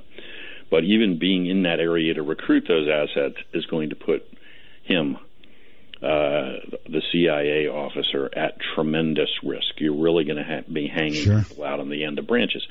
And trust me, there are plenty of guys in the outfit who are more than willing to do that tomorrow. But somebody is going to have to stand up and say that they're politically standing behind that, taking the risk, and that's not where we are. When you get risk aversion, then everybody's going to draw back. Right. I had what I guess is a crazy idea. I got so frustrated at the whole damn ISIS thing that I said, why don't we offer a $5,000 reward for every ISIS body that somebody drags to a reception point in Iraq? That comes from frustration. Now, is that a crazy idea? Well, I don't think that I would vote for putting out bounties to start with. You'd probably have a lot of bodies showing up, and then have some question as to whether they were all ISIS guys. True. But I think going back to what I was saying earlier, I mean, the fundamental idea that this fighting should be done, and frankly can be done, by the people that are already there, as opposed to having to send American conventional forces, is absolutely valid. I mean, that is the answer. You don't need 100,000 American troops. What you need is special forces, intelligence officers, and the right political inducements to get people to side with us against ISIS. I mean, that starts with the political strategy. Offer those people on the ground something to fight for. Okay. And then put with them the guys who know how to work in those environments. And then if you're still providing air support, now you got a winning combination. Now basically you have what was the winning combination the first 5 months we went into Afghanistan that drove the Taliban from the field. A few hundred Americans, native allies, American air support. Boom. Okay. One more before the break. How do we fight this current thing that apparently we're facing, and we are facing it? How anybody buys into it, I don't know. But the lone wolf thing, the people that are convinced to do something horrible, it seems to me like there's almost no way to fight it. Well, as has been said by any number of people, the first thing is this: as long as this propaganda is being broadcast the way it is, and we're in anything close to this posture, you're not going to ever stop every shot on goal. I don't mean to turn this into, by using a sports analogy, to trivialize it. The bottom line is some attacks will get through. I don't think that the majority of them are unstoppable, because in almost all of these cases, after the fact, we determine that there were, in fact, indications of what was going on with the individual who staged the attack, that he was radicalizing, that people around him saw this. What we didn't have was an aggressive posture by intelligence law enforcement personnel to go out and get after these things while they're still at that stage. And that's really fundamentally the answer. You go nip it in the bud before it has a chance to develop. All right, Charles, hold on. We're going to take a break. We will be back. We will open the phone lines, so all those numbers you've been hearing, now's the time to act. From the high desert, I'm Art Bell, and this is Midnight in the Desert. Marvin, he was a friend of mine, and he could sing a song. His heart in every line.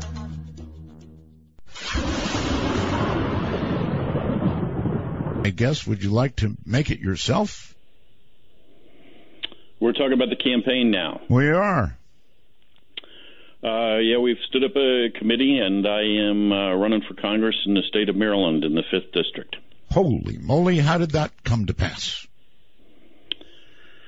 You know, everybody asks me this question, and what I tell them is, look, I got out of the agency when I did, not because I had hit mandatory retirement or was forced out. I passed up promotion and so forth and made a decision to get out, really because I felt like there were a lot of things that needed to be talked about, and there is a tension, obviously, between speaking out and being part of a clandestine organization. So I made the decision to get out. And I've been doing that for whatever it is now, 6 years, pushing 7, and that has been very satisfying. But in the end, it's not enough. You know, in the end, there's this little voice in your head that says, that's great, but you're still just recommending that somebody else should do something about all these problems. And after a while, that voice in my head sort of transforms to, so either you should at some point shut up, or you should actually get off the sidelines and jump into the ring, so to speak. And that this is not a decision that comes to you in a flash of light. It comes to, you think about it over a period of years, actually. But I decided, look, I think there are major problems. The country's in trouble. I'm tired of watching that, and I'm tired of just talking about it. So no illusions that one guy goes to Congress and boom, everything's fixed. But at least you're in the fight. At least you're making a difference.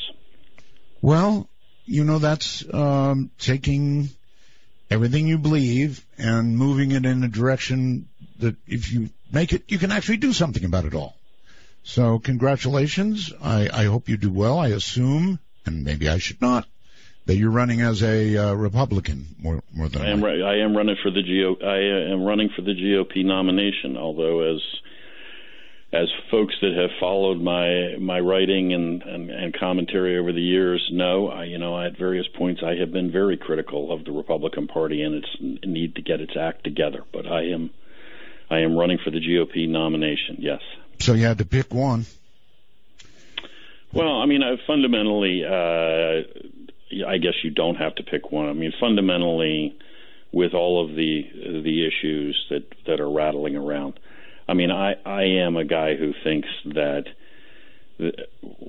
the balance between government and the individual in this country is way out of whack. A government is too large, it's too intrusive. Everything you said when you set this up at the beginning of the show, we need to get that under control. We need to restore that balance. And what is going to put us back on track and get the economy really moving and deal with all these problems is not going to be a government program. It's going to be the same thing that built this country to begin with, which is individuals. That's the U.S. government did not create all of this. It was the American people. So, as I said, I have incredible faith in them. We just need to get this balance back. We need to get our spending under control, the size of government under control. All right, well, listen, good luck. I suppose when your opponent does opposition research, it's all going to be redacted, huh? Well, look, by this point, I've been talking on the radio and on television and writing pieces sometimes every week I've been doing this for years now, so he's got plenty to read and plenty to listen to. If he wants to know what I think about any subject, he could probably find an interview where I was asked. All right. Ladies and gentlemen, the phone lines are open, and that includes Skype. That includes Skype Worldwide, MITD 55, Skype North America, MITD 51. And I would only ask that you keep your questions relevant. We have on our hands somebody who was in the CIA, so if it's, in that area, well, or in World Affairs, feel free. Here we go. Let's go to, I think, Seattle, Washington. You're on Midnight. Hi. Yes, this is Leo from Seattle. I'm really glad that you're back. Thank you. I wanted to ask your guest if he thinks that this Iran deal might actually be some misguided attempt to hurt Russia, because with all the tension over Russia in the Ukraine, and they might be thinking that this deal, even though it'll allow Iran to strengthen itself, all this Iranian oil hitting the market is going to cause the price of gas to plummet even further and hurt the Russian economy even worse.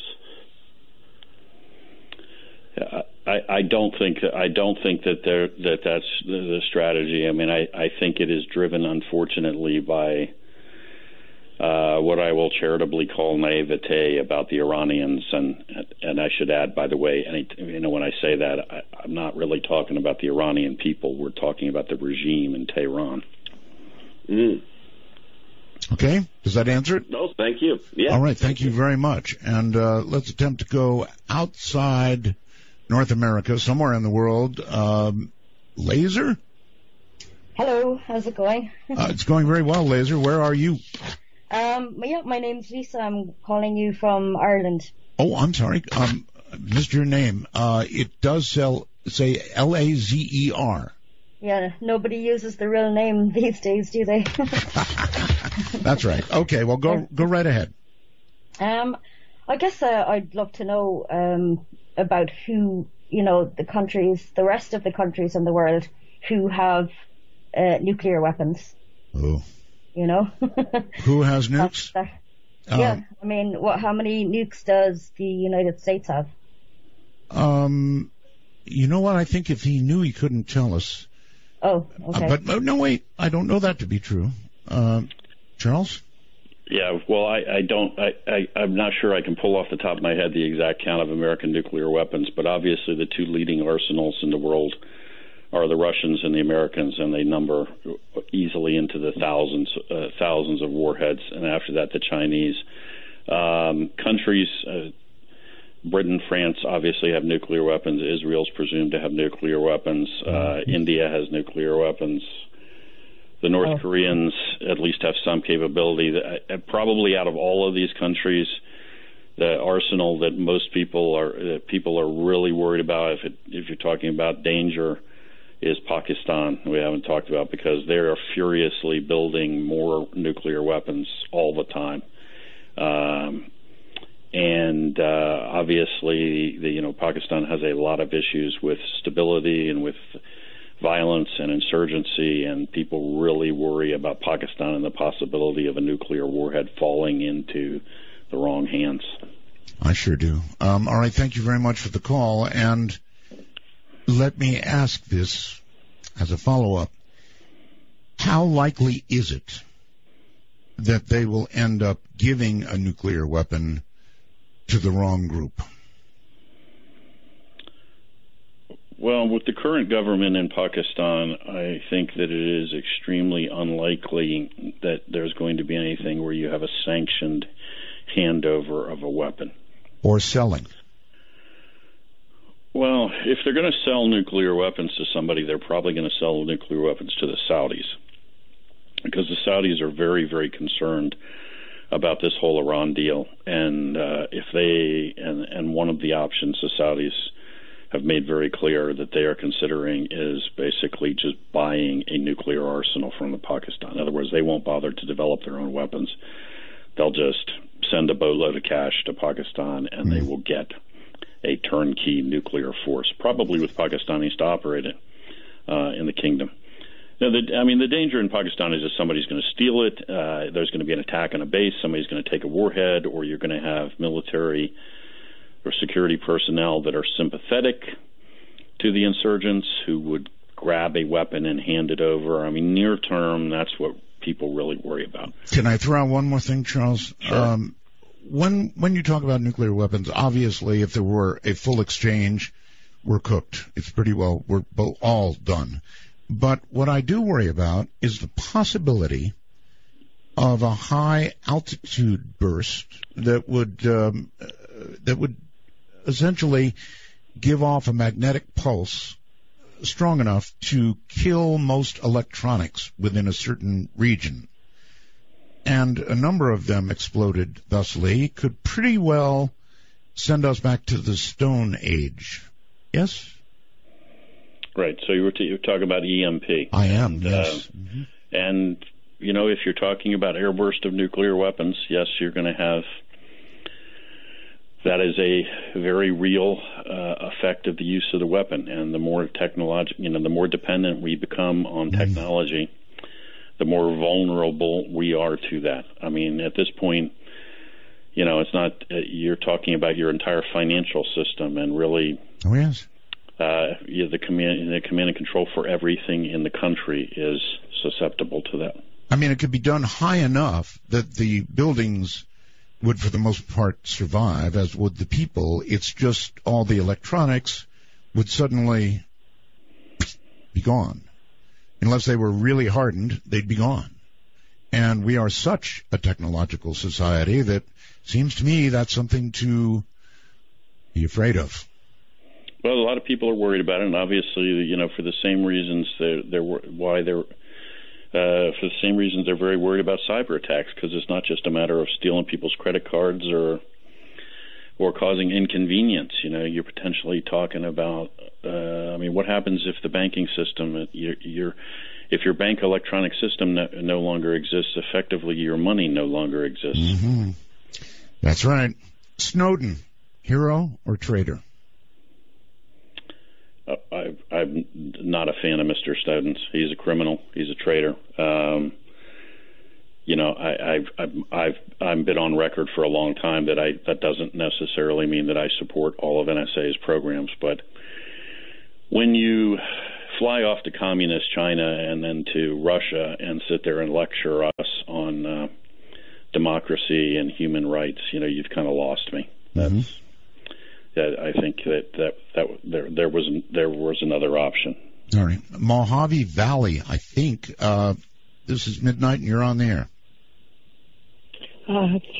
It seems like you just asked the question I was going to. I'm sorry. That's all right. Considering national security, I wanted to ask, considering hacking, sabotage, or an EMP, wouldn't our electrical grid be the most important thing to worry about? I mean, with the possibility of wiping out literally millions, and like you said, setting respect to the Stone Age. It really would. There you go. So I'm sorry I asked your question, but the caller's right. The electrical grid is part of that, right?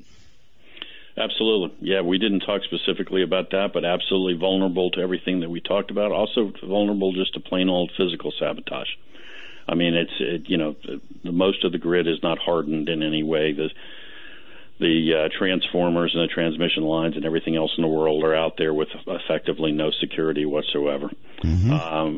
What makes it even worse is if you're talking about big substations with very large transformers, a lot of those transformers are not made in the United States anymore. And typically, if you order them, we're talking like 18 months delivery time to replace them.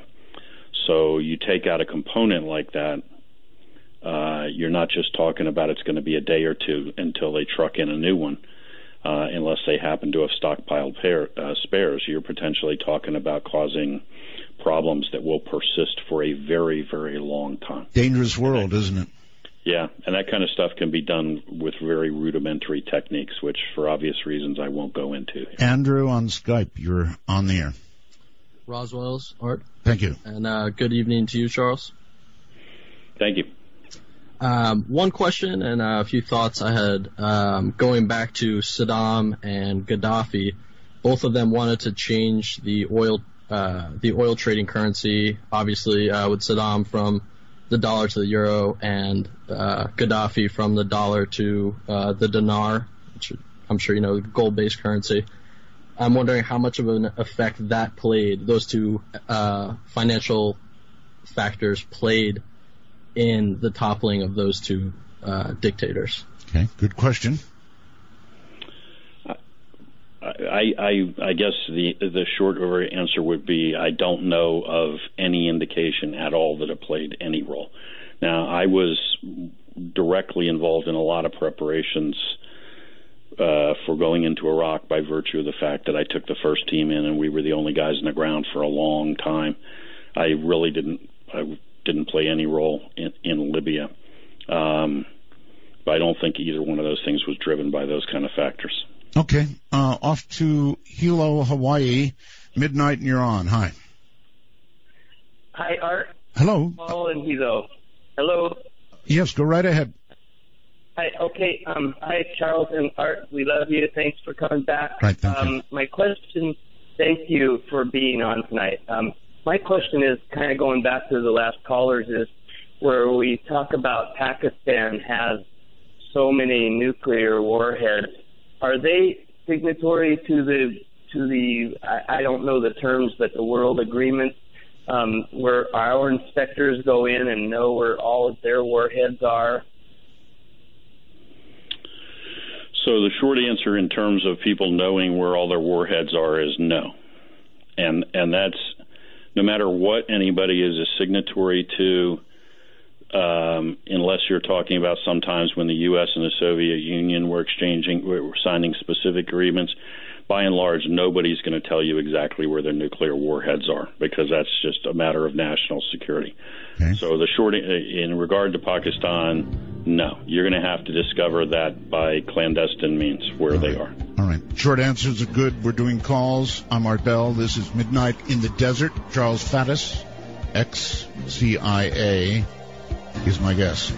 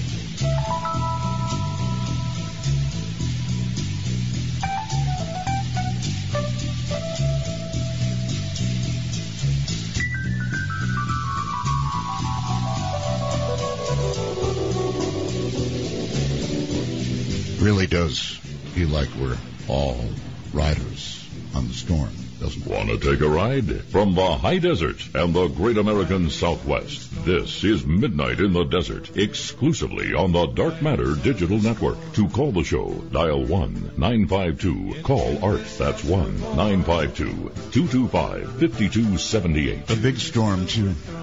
My goodness. He was CIA for many, many years. Now he aspires to be in Congress in Maryland. Charles Faddis is my guest, and we're going to go quickly back to the phones and squeeze as many as we can in. Let's make it an anonymous person. Hello there. Hi there. Hi. You're not like in Montreal, Canada. Montreal, okay. Quick question and a comment from your guest. I'm sure we would both agree the economic conditions in the United States have really deteriorated despite what the government has said. And people with simple solutions like Donald Trump seem to be more easily looked at. And you look at Germany and the rise of Hitler. I'm not comparing the two, but I'm just saying people with simple solutions and right-wing solutions are looked at. I'd like your guest to comment on that. And the other thing is, I find the news in the United States, especially CNN, is totally slanted to the government viewpoint, especially when they put on specials like the Kennedy assassination with CIA pawns like Victor Bugliosi saying the old government, single shooter theory and stuff like that. I'd like your comment. Does the CIA really control CNN? Maybe CNN should just be called CIA. And that's my questions. Thank you. That's pretty heavy duty. Okay, Charles? Okay, so I'm not gonna go with the comparison of Donald Trump to Adolf Hitler. Okay. But Wise. I do, but back to what you and I were talking about earlier, I do think that absolutely people are frustrated, people are angry, people are tired of politicians who don't seem to be able to even answer a direct question. A guy who will actually say what he thinks, give you a direct answer, whether you agree with it or not, you actually understood what the answer was, is refreshing. And I also think there's an element of people expressing support for him as a mechanism for saying we're angry with the rest of you. Mm-hmm. We're tired of the status quo. CIA and CNN. So, no, the agency doesn't control CNN. And although, you know what, I would like to add that I recently learned that Anderson Cooper has something of a CIA connection background. Were you aware of that? That I am completely unaware. What's his connection? It's just, he's actually acknowledged it. I guess it was when he was much younger. Now, whether you're once connected and then you remain connected, or you sever and then become a unbiased news person, or a biased one, I don't know, but I had heard that. Well, I mean, the broader point that the caller was making, that that he finds CNN's viewpoint to be slanted in a particular way. I mean, I find it to be slanted too. I don't necessarily find it to be slanted toward the government, but it's toward their own viewpoint on a variety of things. Actually, just the rules regarding American intelligence and American news organizations are, I mean, not that I'm in a position to go into them on the air, but are incredibly strict on prohibitions about any kind of interference with American news programs. Mm-hmm. That's an outgrowth of the Vietnam era and Watergate and so forth. So you say they don't interfere, but it does really seem as though, I mean, frankly, I think the American people are to some degree propagandized, as are people in the rest of the world. I mean... Well, I'll tell you, I mean, this is a slightly different tangent, but I certainly find that trying to keep up on what's going on in the world, or really understand what's happening in the world by watching major American networks, is a losing proposition. Hear, hear. I get up every morning and fire up my iPad, and I'm on 100 different news sites, most of them small, local, regional news sites all around the world. Mm-hmm. And every morning I am finding hundreds of developments of great significance, like the Russians rolling into the Arctic. That's a big one. That you could watch CNN all day, every day, and not hear a word about it. I hear you. All right, Michael, you're on the air on Skype, if you're there. I'm there, Art. Okay. Welcome back. Thank you. Charles, do you believe that at one point the Israelis will just have enough and just go after the Iranian sites? Yeah, that's an excellent question. Thank you. It really is a good question. They probably view this agreement about the way you seem to, Charles. Are they going to throw up their hands and go in? Well, unfortunately, this deal makes the danger of that happening much greater. Mm-hmm. We talked about the East China Sea right earlier, the Chinese, and how we're not doing anything about it, or the South China Sea. They're doing the same thing in the East China Sea. One of the byproducts of that is the Japanese are now rearming and really adopting a much more aggressive military posture. Why? Because they're not comfortable anymore relying upon us to the extent they have. The Israelis are very much in the same mode now. And keep in mind, the Israelis don't have any strategic depth, by which I mean they are a tiny country. A handful of nuclear weapons hitting Israel, and Israel effectively ceases to exist. That means they have no choice but to have a hair trigger. And this deal, does it mandate that they're going to strike them? Maybe not.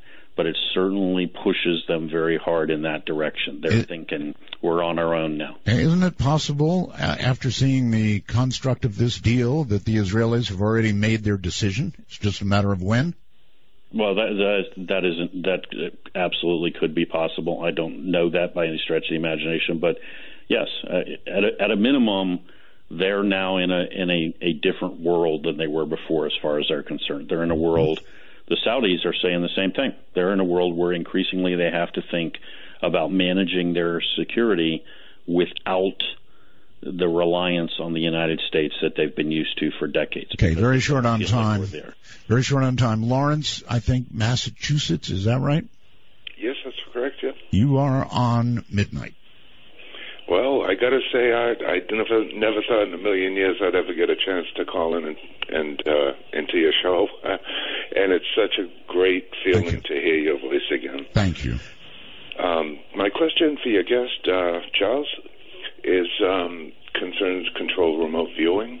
I was wondering what his views were in terms of the validity, accuracy of the past use of controlled remote viewing and possibly present, possibly. Okay, that's a tough question. Were you aware of the remote viewing program that the CIA did have, Charles? So I've not ever been involved with such a program, and I don't think that any such program existed during the time I was with the agency. I am aware that there was a program related to that I don't know what the exact dates, but preceded my. For Dark Matter News, I'm Leo Ashcraft. Fallen angels came to Earth and using their own DNA and that of apes fashioned man to enslave in order to mine gold the fallen angels or aliens needed on their planet. Out of this breeding came giants of whom God attempted to rid the earth, considering them an abomination through the Great Flood. So say several investigators, archaeologists, and theorists, using information not readily available to the public. Some of this information includes the discovery of gold mines and miles of terraces found in South Africa, which date back thousands of years. Anderson, Indiana, about 30 miles northeast of Indianapolis. Always proud of its Indian heritage, the town celebrates the Delaware Indian tribe, who founded the city first known as Andersontown. However, most inhabitants still have no idea that long before Chief Anderson brought his tribe westward from Pennsylvania and Ohio, ancient giants inhabited the area. When told about a late 1800s newspaper article telling of the discovery of 6 giant skeletons in the burial mounds, Micheline McWilliams, who has worked in the Mound State Park for 6 years, said she had never heard such a story. Were the skeletons the known mound builders who first settled the area, almost exactly where the Delaware would set up camp, or were they some other race of giants? To this day, none of the tourists to the mounds, its docents, or even the school children of Anderson, Indiana, were taught about the giant skeletons or that the Smithsonian took the bones away, never to be displayed. During the time of discovery, the Smithsonian was taking possession of nearly every giant skeleton found throughout the entire country, including the largest discovery of skeletons found in the Great Mound in Ohio. Romania is tapping into the Dracula legend, offering concert-goers free tickets in exchange for their blood. The campaign is part of a push to increase blood donations in a country where only 1.7% share common characteristics regarding circumstances and remains of the victim. A war veteran has recalled the horrifying moment his body suddenly burst into flames while he was sitting on the sofa. Frank Baker, who served in the U.S. Army in Vietnam, is the only known survivor of the unexplained phenomenon known as spontaneous human combustion. The doctor was completely baffled, and he said, looking at it, Frank, this burned from the inside out. And he said, I've never, ever seen anything like this. I wasn't smoking, there were no flames around, there was no lights on, no microwaves. All that was coming in was the sun from the far end of the house. when this happened. The highly decorated former soldier had been preparing to go on a fishing trip with his friend when fire suddenly engulfed his body. Frank Baker appears to fit all the criteria for survival of partial spontaneous human combustion, and he's had to deal with it. He's had to come to terms with something that was said to be impossible, something that could not happen. Larry E. Arnold, in his 1995 book Ablaze, proposed a pseudo-scientific new subatomic particle which he called pyrotron. Arnold also wrote that the flammability of a human body could be increased by certain circumstances, like increased alcohol in the blood. He also wrote that extreme stress could be the trigger that starts many combustions. This process may use no external oxygen to spread throughout the body. Others attribute these sudden combustions as paranormal phenomenon. For Dark Matter News, I'm Leo Ashcraft. Of running all the commercials. We had another service that we tried, and they sort of got it wrong. So Keith, who frankly doesn't have much to do anyway, is doing it. I'm kidding. The guy is like a one-armed paper hanger. Really, really a busy guy. I've got something called the Wormhole. They can, you can fire me if you're a member of the Time Traveler group. You can fire me a message. Keith has done so. Hey, Art, could you please ask Mr. Faddis about suitcase nukes? That's a curiosity for me, too. A, do they really exist? B, are they on the loose out there? That'll do. So they do exist, although they are not really suitcase-sized. What we're really talking about is what are called man-portable nuclear weapons. But, yes, they do exist. And there's been a lot of speculation over the years of some of them getting loose out of the Soviet Union and into the hands of terrorists. And to the best of my knowledge, we have never confirmed any such thing. But remains a big concern because the delivery vehicle for a suitcase nuke is a guy. You don't have to have a missile. Exactly. Yeah. All right. Interest of time. Middletown, Connecticut, I think. Hello. Yes, this is Romero, Minnie Roswell. Thank you. I just wanted to say this has been a great show, and suddenly I became aware that we have a politician now. You're right, we do. Well, I've been... a wannabe politician, right? Unelected, but hopeful. Yes. I've worked on 2 Senate campaigns and 2 governor's campaigns in my state. You looking for a job? No, not at all. All right, okay. No, you're causing me to drink again. But, I worked in communications, and basically that means whatever you see come out of a politician's mouth that's somewhat formulated, we would write. And there's going to be a few questions that your guest is going to be posed with right off the bat. And I never want to miss an opportunity to hardball them right away. Okay. I'm going to ask 3 easy ones. Okay? What's your position, pro-life, pro-choice? What's your position on gun control? And how do you feel about the new U.S. deal with Cuba? All right? Now I'll take it off the air. Have a good one, guys. Ooh, good call. Good call. I love it. 3 quick ones, too. All right, so...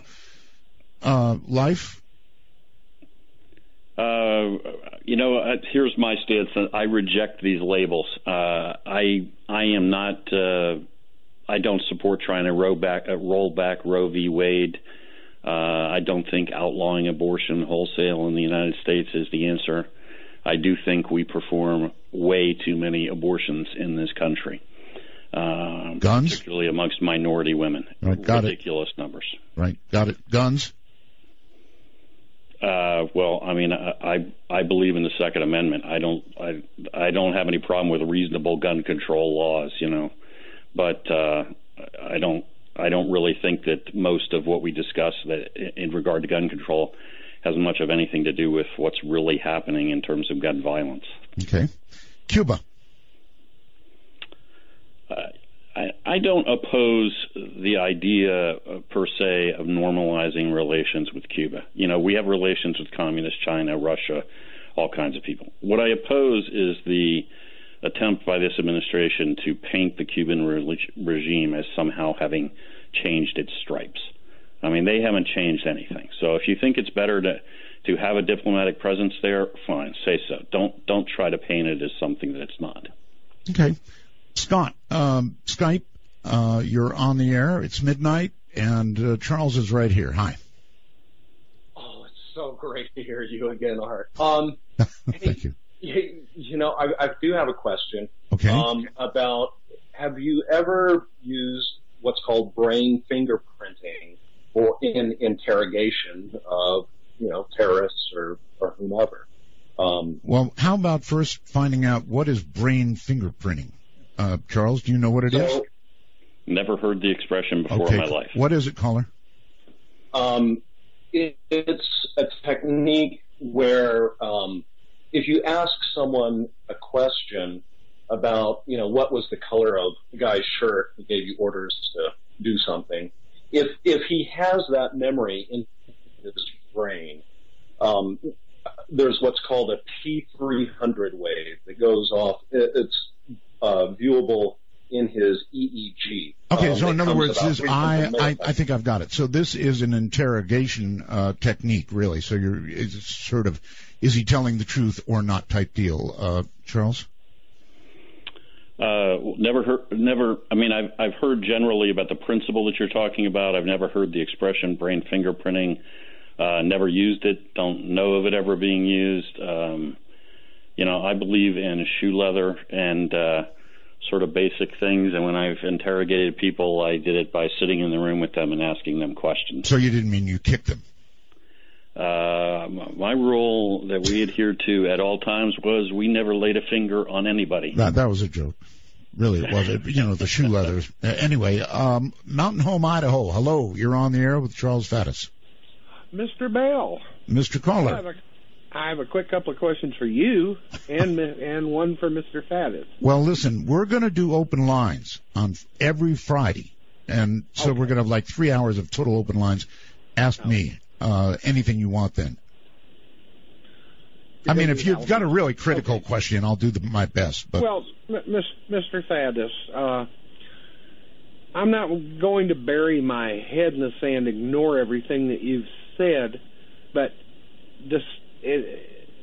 other than our great potential, do you see anything hopeful or good on the horizon? Okay, that's fair. Look, I think that if you're looking at the United States of America, that there's all kinds of things to be hopeful about and optimistic about. I mean, in a world that is increasingly chaotic, this is a country where, by and large, things are under control, where you have the rule of law, where there is order, where there's a banking system that functions. If we were doing things right, this economy would be booming. This is the kind of place that people from all over the world would be investing money and building new factories and building plants. So I see all kinds of optimism. You know, we just need to make the necessary changes to make that possible. Well, if you're in the market right now, things are great. Yeah, well, I mean, you know, one of the things I do is I'm already wandering around sort of in campaign mode is I spend a lot of time at fairs, festivals, public events, and one of the things I always ask people is what's their big concern in their lives? And then I shut up and listen for a while. And the number one answer is always the economy. And it's the same thing. It's the middle class. And it's not just necessarily just unemployment. It's, you know, you got a job, but it's not the job you used to have. Mm-hmm. It doesn't pay what you used to. I was going to say Main Street, not so much, but the markets are going nuts. Main Street, you know, maybe some people on the stock exchange are making a lot of money, but the average folks are running as hard as they can to stay in the same place. That's a fact. All right, let's go to all the way to Kansas. Hi, Kansas. Midnight, you're on the air. Hello, Hiawatha, Kansas. Hello. Yes, hello, sir.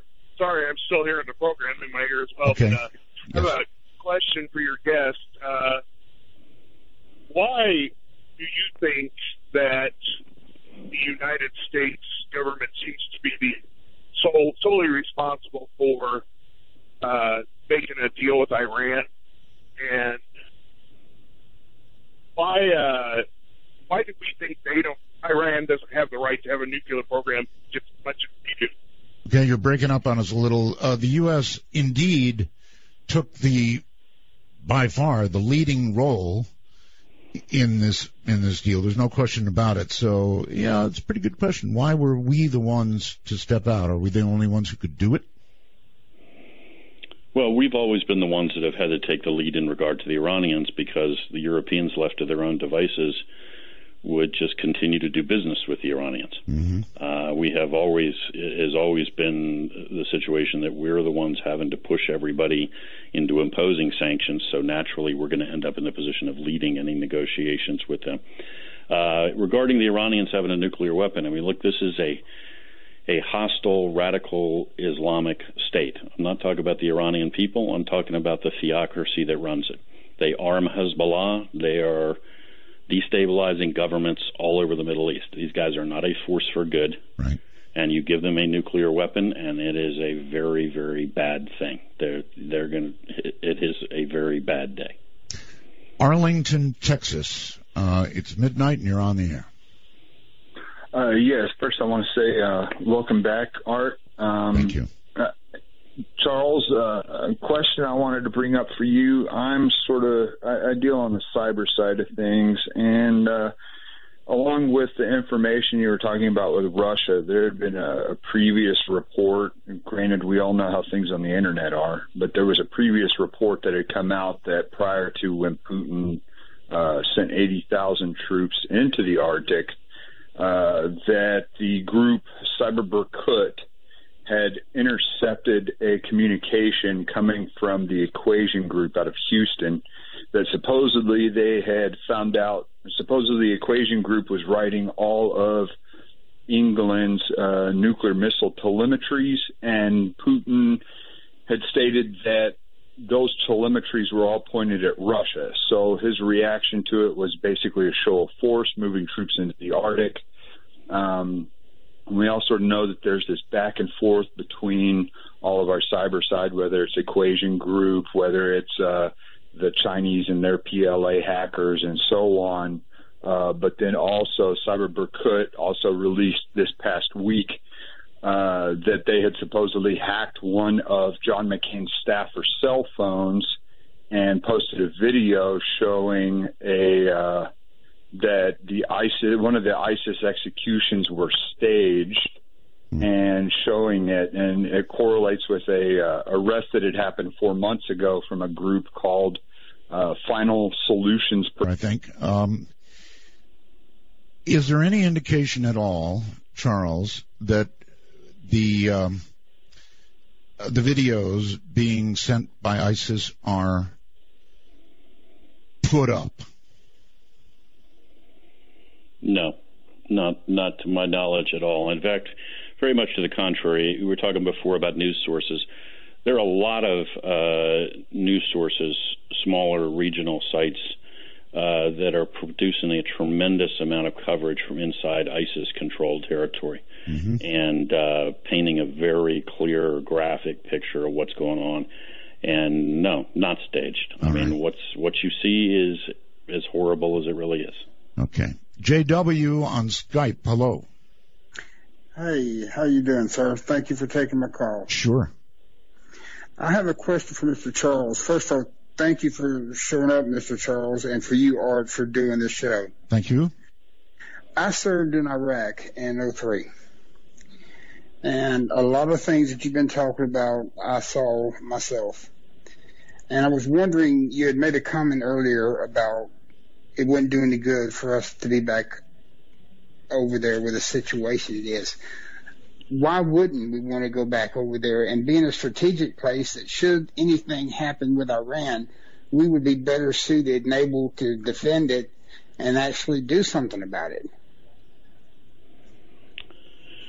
Well, my comments are not so much that we should not be involved and we should not have anybody there as they are, that we should not reintroduce conventional ground forces, particularly in the current situation, because what we have right now is fundamentally a political problem that is tearing this country apart. And if we put American troops back in the middle of that, they're inevitably going to be forced to take the side of the Baghdad government against Sunni Arabs. And as far as the Sunni Arabs are concerned, frankly, they're going to be fighting on the same side with the Iranians. We are going to be in the middle of this political struggle with our guys on the ground, and that's not the answer. I don't think it's fair to our troops. I don't think it'll resolve the situation. No question, our guys can go find ISIS in the field of battle and defeat them handily. That's not the issue. When it's all done, when you're all done doing that, you're still going to have a bunch of guys stuck in the middle of a political mess in an unstable situation. And I don't think that's the answer. And I don't think it's fair to our people to put them back in that situation where they're getting shot at from both sides. Understand, and so I don't think any of us would ever want to be caught up in, dare I say, another Vietnam. Mm-hmm. All right, thank you very much. So you actually agree with the president on the no boots or few boots, or very selective boots on the ground. I'm not sure how to put that. Well, I mean, I suppose to that extent I do, but the thing is that what's missing from his approach is any strategy. Mm-hmm. In other words, is air power alone and not confronting the political issues and not putting our special forces personnel on the ground lashed up with tribal units. All of these things are critical. I mean, we have aircraft now flying around dropping $1 million munitions on pickup trucks. Yeah. While we're ignoring the underlying major political issues that are tearing that country apart. This is not a strategy. All right, Charles, on that note, I'm going to wish you very, very good luck with Congress. We're going to have you back again. You're a fantastic guest, but we're out of time. Thank you, sir. Appreciate you having me on. Thank you very much. Good night. Boy, that just went like that. That's all there is tonight. I can't believe it. Listen, I want to remind everybody that coming up after this program is Richard C. Hoagland. And it'll be interesting to stick around and see what he's going to do. So, thank you very much for tuning in. And from the high desert, I'm Art Bell. Good night, all. Midnight in the desert, and we're listening. Ooh, we're listening to you.